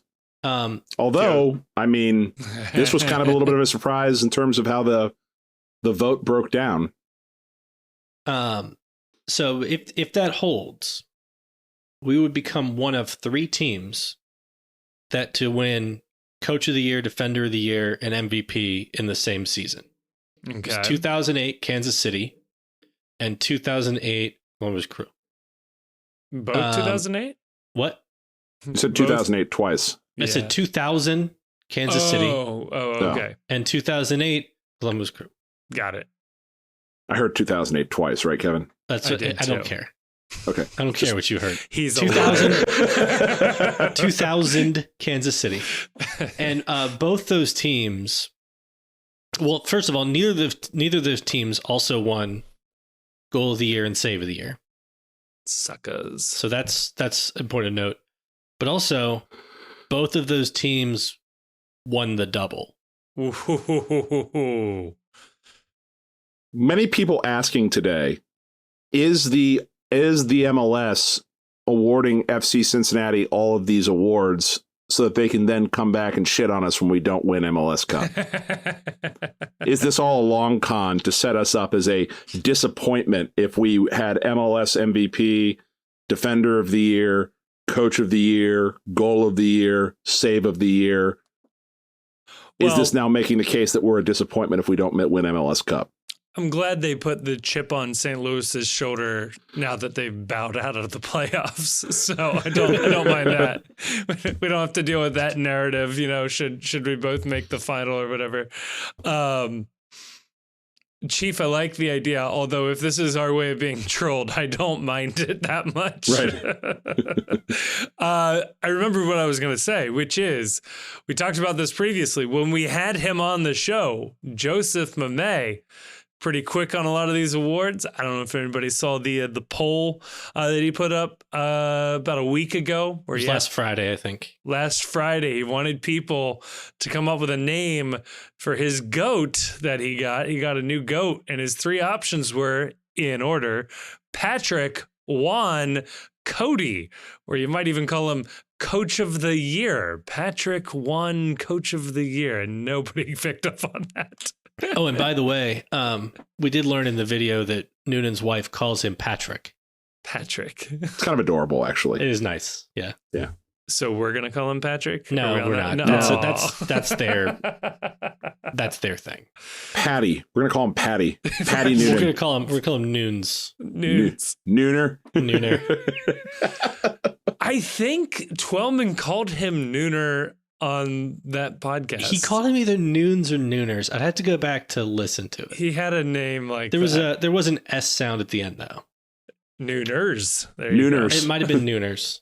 Only his wife's allowed to call him that too. Oh God. Well, there we go. Coach of the year for our coach. And yeah, Chief, as you said, overdue. So you can still feel a little mad about the award. I just Coach of the year in our hearts. Coach of the year in reality. In the program. And a nice brand new deal to go along with that, which means he's not going anywhere. That's a glorious feeling. So happy that has already been locked up. Same with Albright. Same with Lucho. Keep them coming. Yeah. I think. I don't know if there's anybody else we need to sign long term, but I love it. And that leads us to, finally, we're here. The Philadelphia Union come to Cincinnati to visit, to play in the conference semifinals or the quarterfinals of the MLS Cup playoffs, depending on how you want to imagine your tournaments. This is it. This is home games for the rest of the way, win or lose. And it's a team that we are familiar with. It's the team that is, we got a lot of our DNA from. I can't help but feel both very confident and that it's very difficult to win on the road in this league, that we have a very good team. And at the same time, this is a team without Matt Miazga and is dealing with key injuries with Santiago Arias and Obino Nwobodo. Though we should point out that Nwobodo, as of recording, has returned to on-field practicing versus having been training inside. Now he's training off to the side. And by the time you listen to this, he may be just training outright. That would be incredible. But at the very least, the status is moving and pushing towards what I would expect to be someone who's going to play on Saturday. Arias was also working individually on the side field. Yeah. So these are good developments, and Chief is exactly right. The tier seems to be one, they are offsite recovering either at home or at some other medical facility, a la Nick Hagelin, I assume is still in England. We're gonna term this he's Pat not Noonan in England anymore, I believe. Okay, so he's at least home and recovering though. This is the Pat Noonan pyramid of health, much like the Ron Swanson pyramid of greatness. At the base level is not there. Someplace else. And then you move up to working indoors. There is a sort of working indoors A, which is balcony work. That feels to be better than just indoors, but indoors nonetheless. And if you've been to the Mercy Health Training Center, the balcony, they do have a fire pit and there's a bar. So working outdoors on the balcony could be just sipping a bourbon or something like that too, for all we know. That's how I normally work out. Yes. Then there is the working out individually. So now you've made it out of the facility or on the field, but you are not with anybody else, but presumably a trainer and maybe somebody from the academy to make up numbers for a drill. And then you are with the full team that is full participant, ready to go. So that is the progression. The peak of the pyramid. It's as good as it gets. And Arias and Obi are making their way up that pyramid. They had not been seen, so working indoors are second to last place on this pyramid up until, Tuesday of this week. So well done. Happy to see the progress. They have 4 days of training, including Tuesday, to get through this. So hopefully that carries on there. And then that leads us to the game itself. A bit of statistical anomalies. Philadelphia Union has won exactly one playoff road game in franchise history. And that was their match against the New England Revolution in the first round of these playoffs. They have otherwise never won a road playoff game. It's difficult to do that. FCC has one as well. They came at the exact same time. I think the same, or a couple of days prior. So we won a road playoff game last year. We won New York. I'm a moron, guys. Don't listen to me. You are. Yeah. One star. You're going to make me laugh about this. So I don't know. Grayson, what are your vibes right now? It's a mixed bag, I think. Yeah, so it is a mixed bag. Obviously, we know Miazga is going to be out. Hagelin's going to be out. Alvis Powell has returned, fairly recently to full team training. That's good. Looks like Bupenza is in the good graces of the team. So back in the country. He'll be there. Apparently, he and Lucho had quite a spectacular bit of play to score in training today. So you love to see that. Yep. Lucho also apparently assisted a Ray Gaddis goal in training today. So keep your eyes out. So keep your eyes out for that one. If we have Arias and Bupenza trending in the right direction, and Arias and Wobodo trending in the right direction, that would be good. It'd be great to have them both available Saturday. It would really be a big help. On the flip side, so Philly's going to have Carranza back. They didn't have him against New England. Yeah. But it was just announced that Leon Flock, who scored their goal against us in the playoffs last year, is done for the year. He's having surgery or just had surgery. Kai Wagner is suspended for our game. And I am trying to figure out what's going on with Jacob Glesnes. Yeah. Jacob Glesnes had surgery back in, I think, August or September for a sports hernia, and he's not played since then. Curtin has said as recently as a couple of weeks ago that he's not ruling Glesnes out for the playoffs.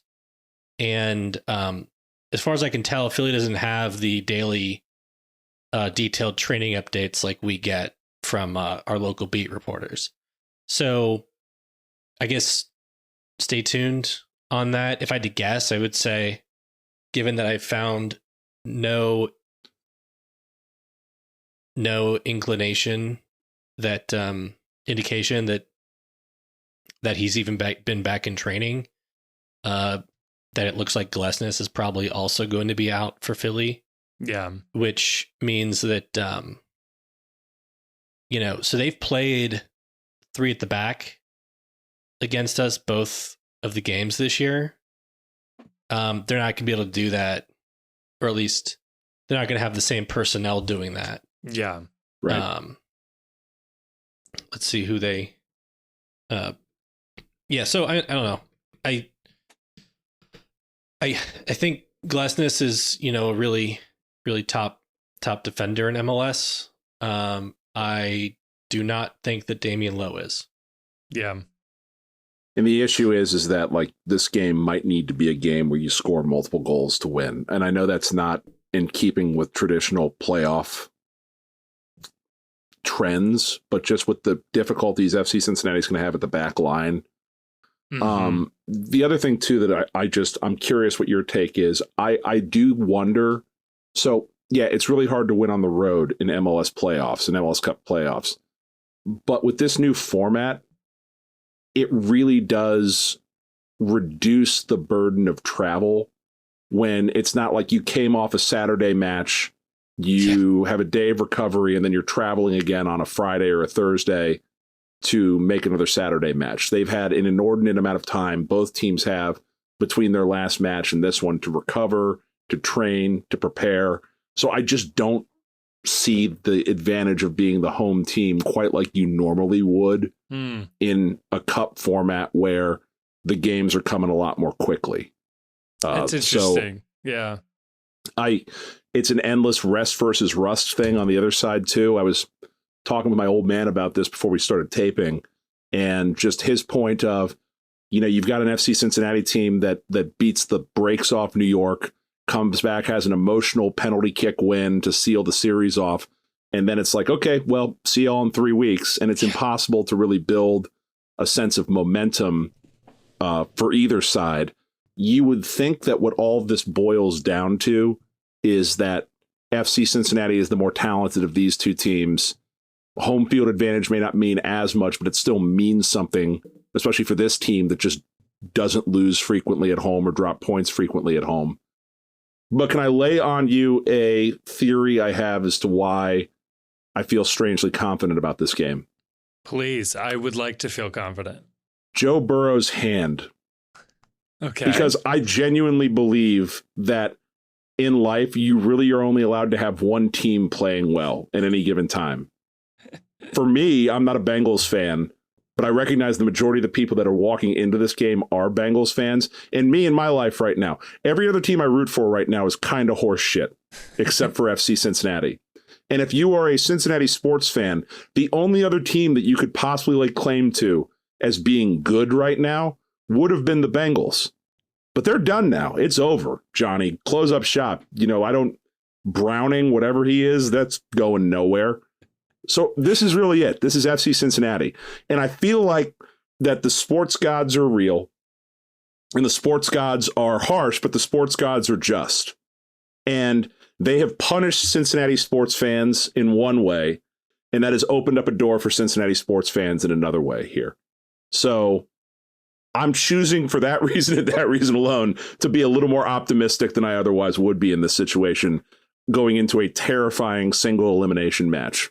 So how am I supposed to feel about the Ohio State-Michigan game coming on the same day? I gotta sacrifice that one. I think you got to take one for the team and hope that Jim Harbaugh wins that one. I'll sacrifice that one for the FC. Okay, that's big of you. That's really big of you. Narrative-wise, that'd be a fun one. I will say, Chief, I agreed with you about Browning. However, I was informed of this, and this certainly changes my opinion of Browning just very quickly. Has an argument for being the greatest high school quarterback of all time. He averaged 365 yards and 5 touchdowns a game for 4 years and threw 91 touchdowns his senior year.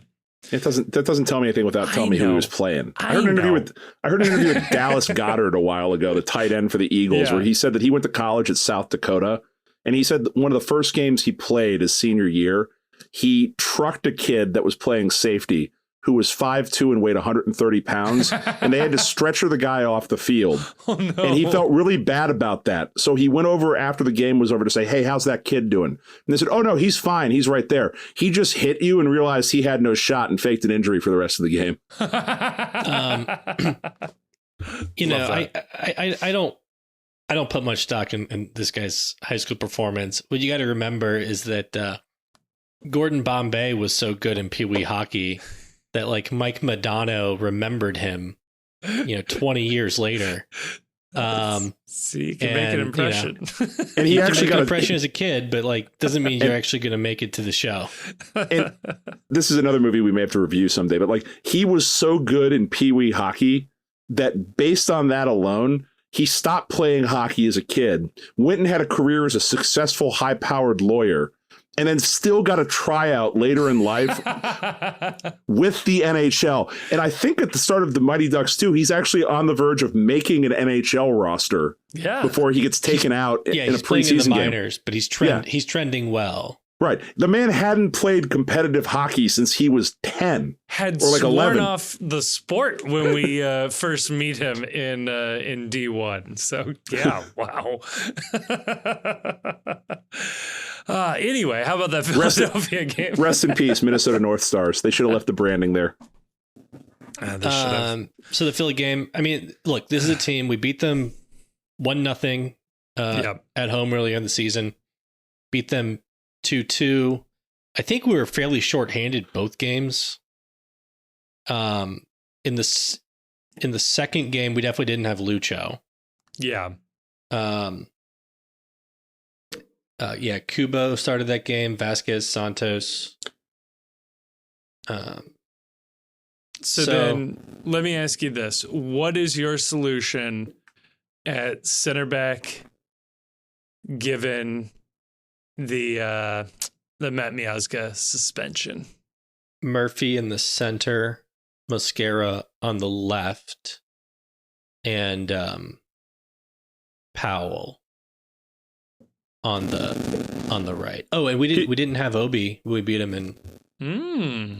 We started Angulo. People forget. Yerson Mosquera got a red card in that second Philly game. Oh yeah, yeah.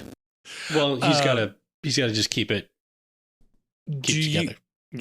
Do you change Powell out for Gaddis if Arias is unable to go, or do you? Yeah, I think so. Yeah. So Gaddis would be your center back then, and then you'd put Powell on the outside. Got it. Yeah. Powell is just like Gaddis. Gaddis is more predictable. Yeah. And probably has like less variance in play. Mm-hmm. Powell is the more dynamic athlete. Was that Philly game the second one? Was that the one where Bupenza was subbed on, scored a goal, and they got subbed off again later in the game? He might have gotten subbed off, but he scored a goal and then he played the ball in that immediately led to Vasquez's goal, but it didn't count as an assist because I think like Santos got off the goalie. Like Santos got hurt early in this game and they subbed Bupenza on.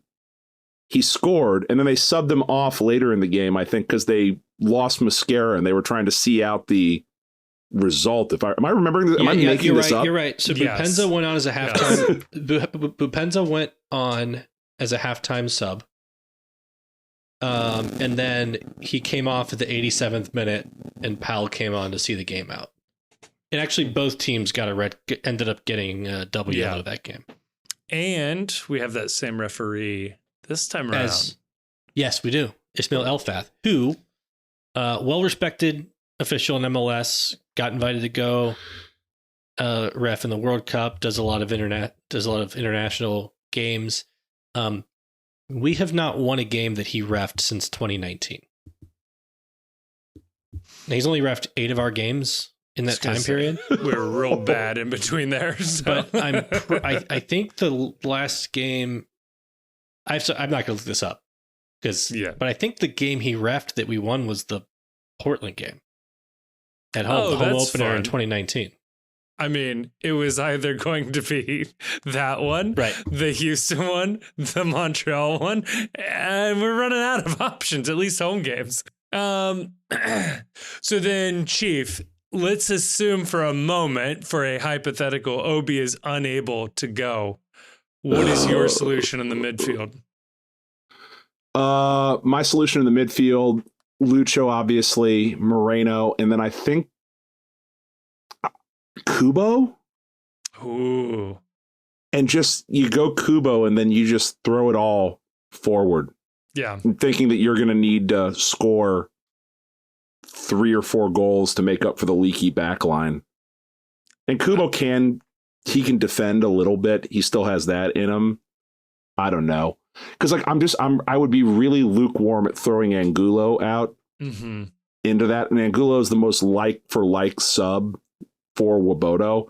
I don't know. I might be way off base on that, but no, it does seem that like as the results,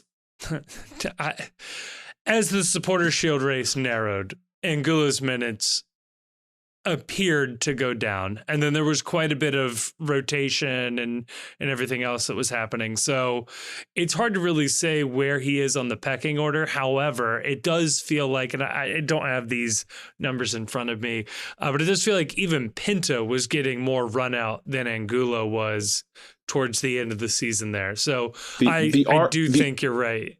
The argument for putting Angulo in is that if you need to create offense later in the game, Kubo's your best option to do that. Mm-hmm. And he does seem to function a little better when he's coming on 55th minute, 60th minute, and he can go balls out for 30 minutes as opposed to having to play box to box for an entire 90. So I know that's counterintuitive to not have the better player on the field, but he just seems to play better when his minutes are limited. Yeah.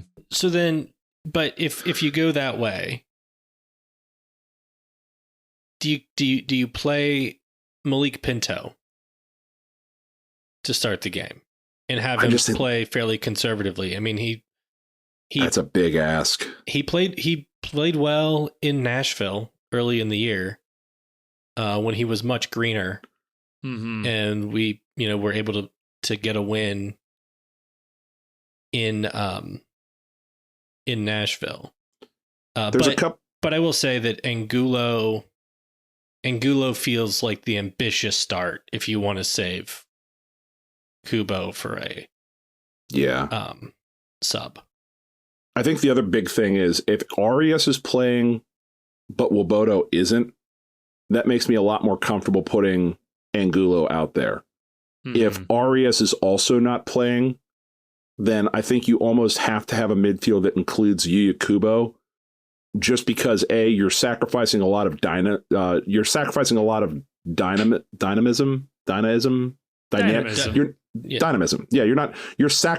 lot on the drop off from Arias to Powell. Mm-hmm. And I think you're going to want Kubo out there to give yourself another option moving forward that Powell just isn't going to be. And Kubo can overlap on the right side and be dangerous to provide that counterbalance to Barreal. So it'll keep them. Kubo is a player who can help keep them a little bit honest and not just focus on stopping the left side. What would be more likely to happen is Lucho drifts right more, lets Barreal go left, and then Kubo assumes that central attacking role. So I think that's like to me, that's the big pivot right now, is that I think this team can win without Matt Miazga. I think this team can possibly win without Obi. I think it's a big ask to say this team wins outright without Obi and Miazga. If this team doesn't have Obi, Miazga, and Arias, I think that tilts the balance of power in this match to Philadelphia in terms of who I would expect is the team that I would, you made me bet on, I would bet on Philly in that scenario. I think that they need to have at least one of Arias or Wobodo playing significant minutes in this game to have the advantage. Yeah. And we would need to rely on our top end talent to be spectacular. Yeah. And it would require, I think, largely individual brilliance, or like not necessarily individual brilliance, but some like very incisive, brilliant play among those guys. And which they can do. Which we have the players to do. It feels to me that Philly's attacking players, while not as good man for man as ours, although I do think Carranza is quite the player.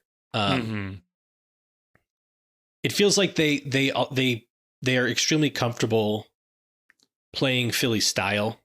Yeah. In a way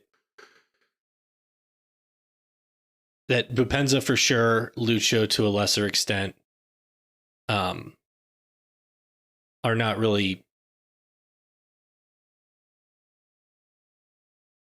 They are individually brilliant players who are going to try to make things happen, I guess is how I would say it. My big takeaway for the thing to watch, though, is this team has to do better than they have done down the stretch defending set pieces and defending long shots, chaos balls, like set pieces and long shots, chaos balls, second chance balls, opportunity balls. They have been tremendously poor relative to what they had been earlier in the year defending that. Yep. And that's got to be tight, because I don't know that this team, there was some stat with Pat Noonan that this team is 17-0-4, I think, when they score first. The FC Cincinnati is. I wouldn't want to be coming from behind in a game against Philadelphia with as technically disciplined as they are, with players missing for FC Cincinnati. I think that will be a recipe for disaster if they are trying to stretch the field to score with being thin on the back line. And Philly is going to shoot from distance. Yes. They're going to do it plenty of times. Why wouldn't you with what Cincinnati's put on film? And Philly's also going to play those kind of very speculative balls, just like into the box quite a bit and try to create things picking around. I mean, they last year in the playoffs, they scored a chaos goal where a ball just landed in front of a guy who had not scored all season. Yeah. In Philadelphia, they scored a penalty against us, and they scored that Jose Martinez just long ball kind of bouncing out of the box. He just runs up and smacks it from distance, and it goes in. So like that is how they're going to be looking to score. Yep. And it's going to require the midfield closing down on that stuff. One thing to keep an eye on from me here. One of you mentioned it, the Ray Gaddis goal in training. Ray Gaddis is a sort of like Philly club legend, much in the same way we revere our Friar Tuck here in Cincinnati. However, never scored a goal for Philadelphia or for Cincinnati for that matter. Would be a hell of a game to have Ray Gaddis. He has to untuck the shirt if he does it, right? Oh, please. That would like be... forever, he has to leave the shirt untucked now. It would just be the greatest celebration of just him untucking his shirt. Oh, so satisfying. That's what I'm rooting for. Well, it's time for predictions here. So, Chief, I go to you first. How will before we get to that, 1 second. Because the format of the tournament has changed 19 different times and there was a Leagues Cup tournament and all this stuff, just as a reminder, you play 90 minutes. If it's still tied, there are 2 15-minute halves of extra time, and then it would go to penalties. So it is not penalties immediately after 90 Thank minutes. God. I don't mind that version of it, but... With that in mind now, Chief, now I will ask you for your predictions again. I'm going to say 2-2 with FCC advancing on penalties. Oh, that sounds awful to say. You're really banking on Andre Blake being injured, huh? Yeah. I don't know how. I don't know why. Blake did get some medical attention in Canada's game tonight, but he also finished the game. So it looks like he's probably fine. Maybe he'll be held at the border. I'll go 3-2 to the FC. Ooh. I'd like that a lot better. Kevin? Ray Gaddis scores in the first 5 minutes and FCC wins 1-0. Oh my God. No, you can't. That's even worse than PKs is defending 85 minutes plus stoppage. That would be. People would be setting fires. Like just thinking about the type of game that would then be played for the ensuing 85 minutes. People would be setting fires around the stadium. It would just be the worst thing to experience. This is the 1-0 team. People guys. Hyperventilating into paper bags being passed out. Jesus. That is a truly sicko way to predict a game right there. I don't dislike Philly as a team at all, frankly. Right. But they got a little bit of that Red Bull. They have a lot of that Red Bull in them. They just also can play soccer. Yeah. Yeah. And Jim Curtin looks like a shitty youth pastor with the way he dresses. Yeah. But like these are two teams that will make it ugly. Yeah. We'll push buttons.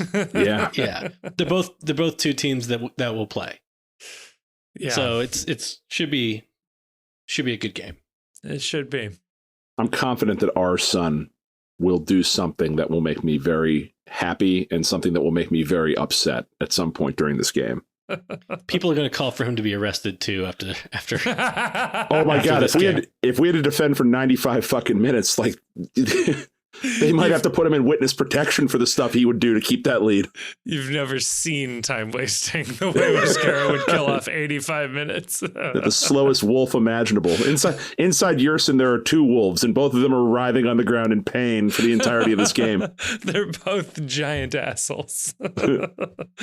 Oh, God. Well, I'll tell you what, if that doesn't happen, that will be what I'm truly thankful for this weekend. This is not a 1-0. Yes, if that happens, I will be thankful. I'm going to amend what I'm saying. Any outcome that wins the game for FC Cincinnati will make me thankful. I don't care how. Useful result. Well, there we go. Elsewhere in the league, there are other playoff games, but who cares? We'll get to them when we get to them. So with that in mind, gentlemen, I'm thankful to be here. I'm thankful for you. I'm thankful for all 12 of the listeners. I had a delicious meal at the Empanadas box last weekend. I'm thankful for them as well. Yes. Thankful for the Cincy shirts. Thankful for the friendships we've made so far this year. 2 years of the PostCast. Who would have thought? What I'm most thankful for, more than anything else, though, and I mean this from the genuine bottom of my heart, is fuck Columbus.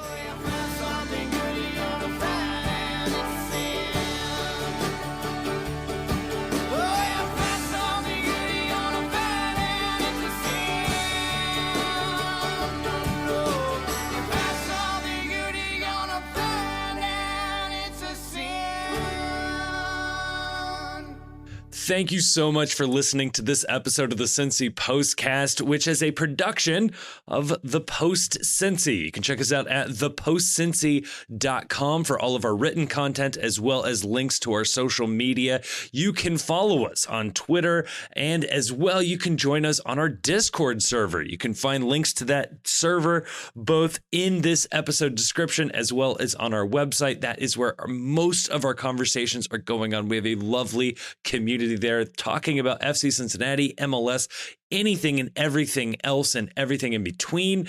We also want to give a huge thanks to Jim Trace and the Makers for providing all of the music you've heard throughout this episode. They're an amazing local Cincinnati band. Again, more information about them is in the description of this episode. And if you enjoyed what you listened to, and you've made it to the end, so I'm going to assume you liked it, or you just can't reach your stop button, please like us, review us, subscribe to us wherever you are getting your podcasts. That is going to be really, really helpful. But more importantly, share this with a friend. A personal recommendation helps spread a podcast so much further. So please share this if you know somebody in your life who's an FC Cincinnati fan, an MLS fan, somebody that you think would enjoy this. Pass it on over. Thank you so much again for listening. It blows me away that people continue to listen to us. And thank you so much again.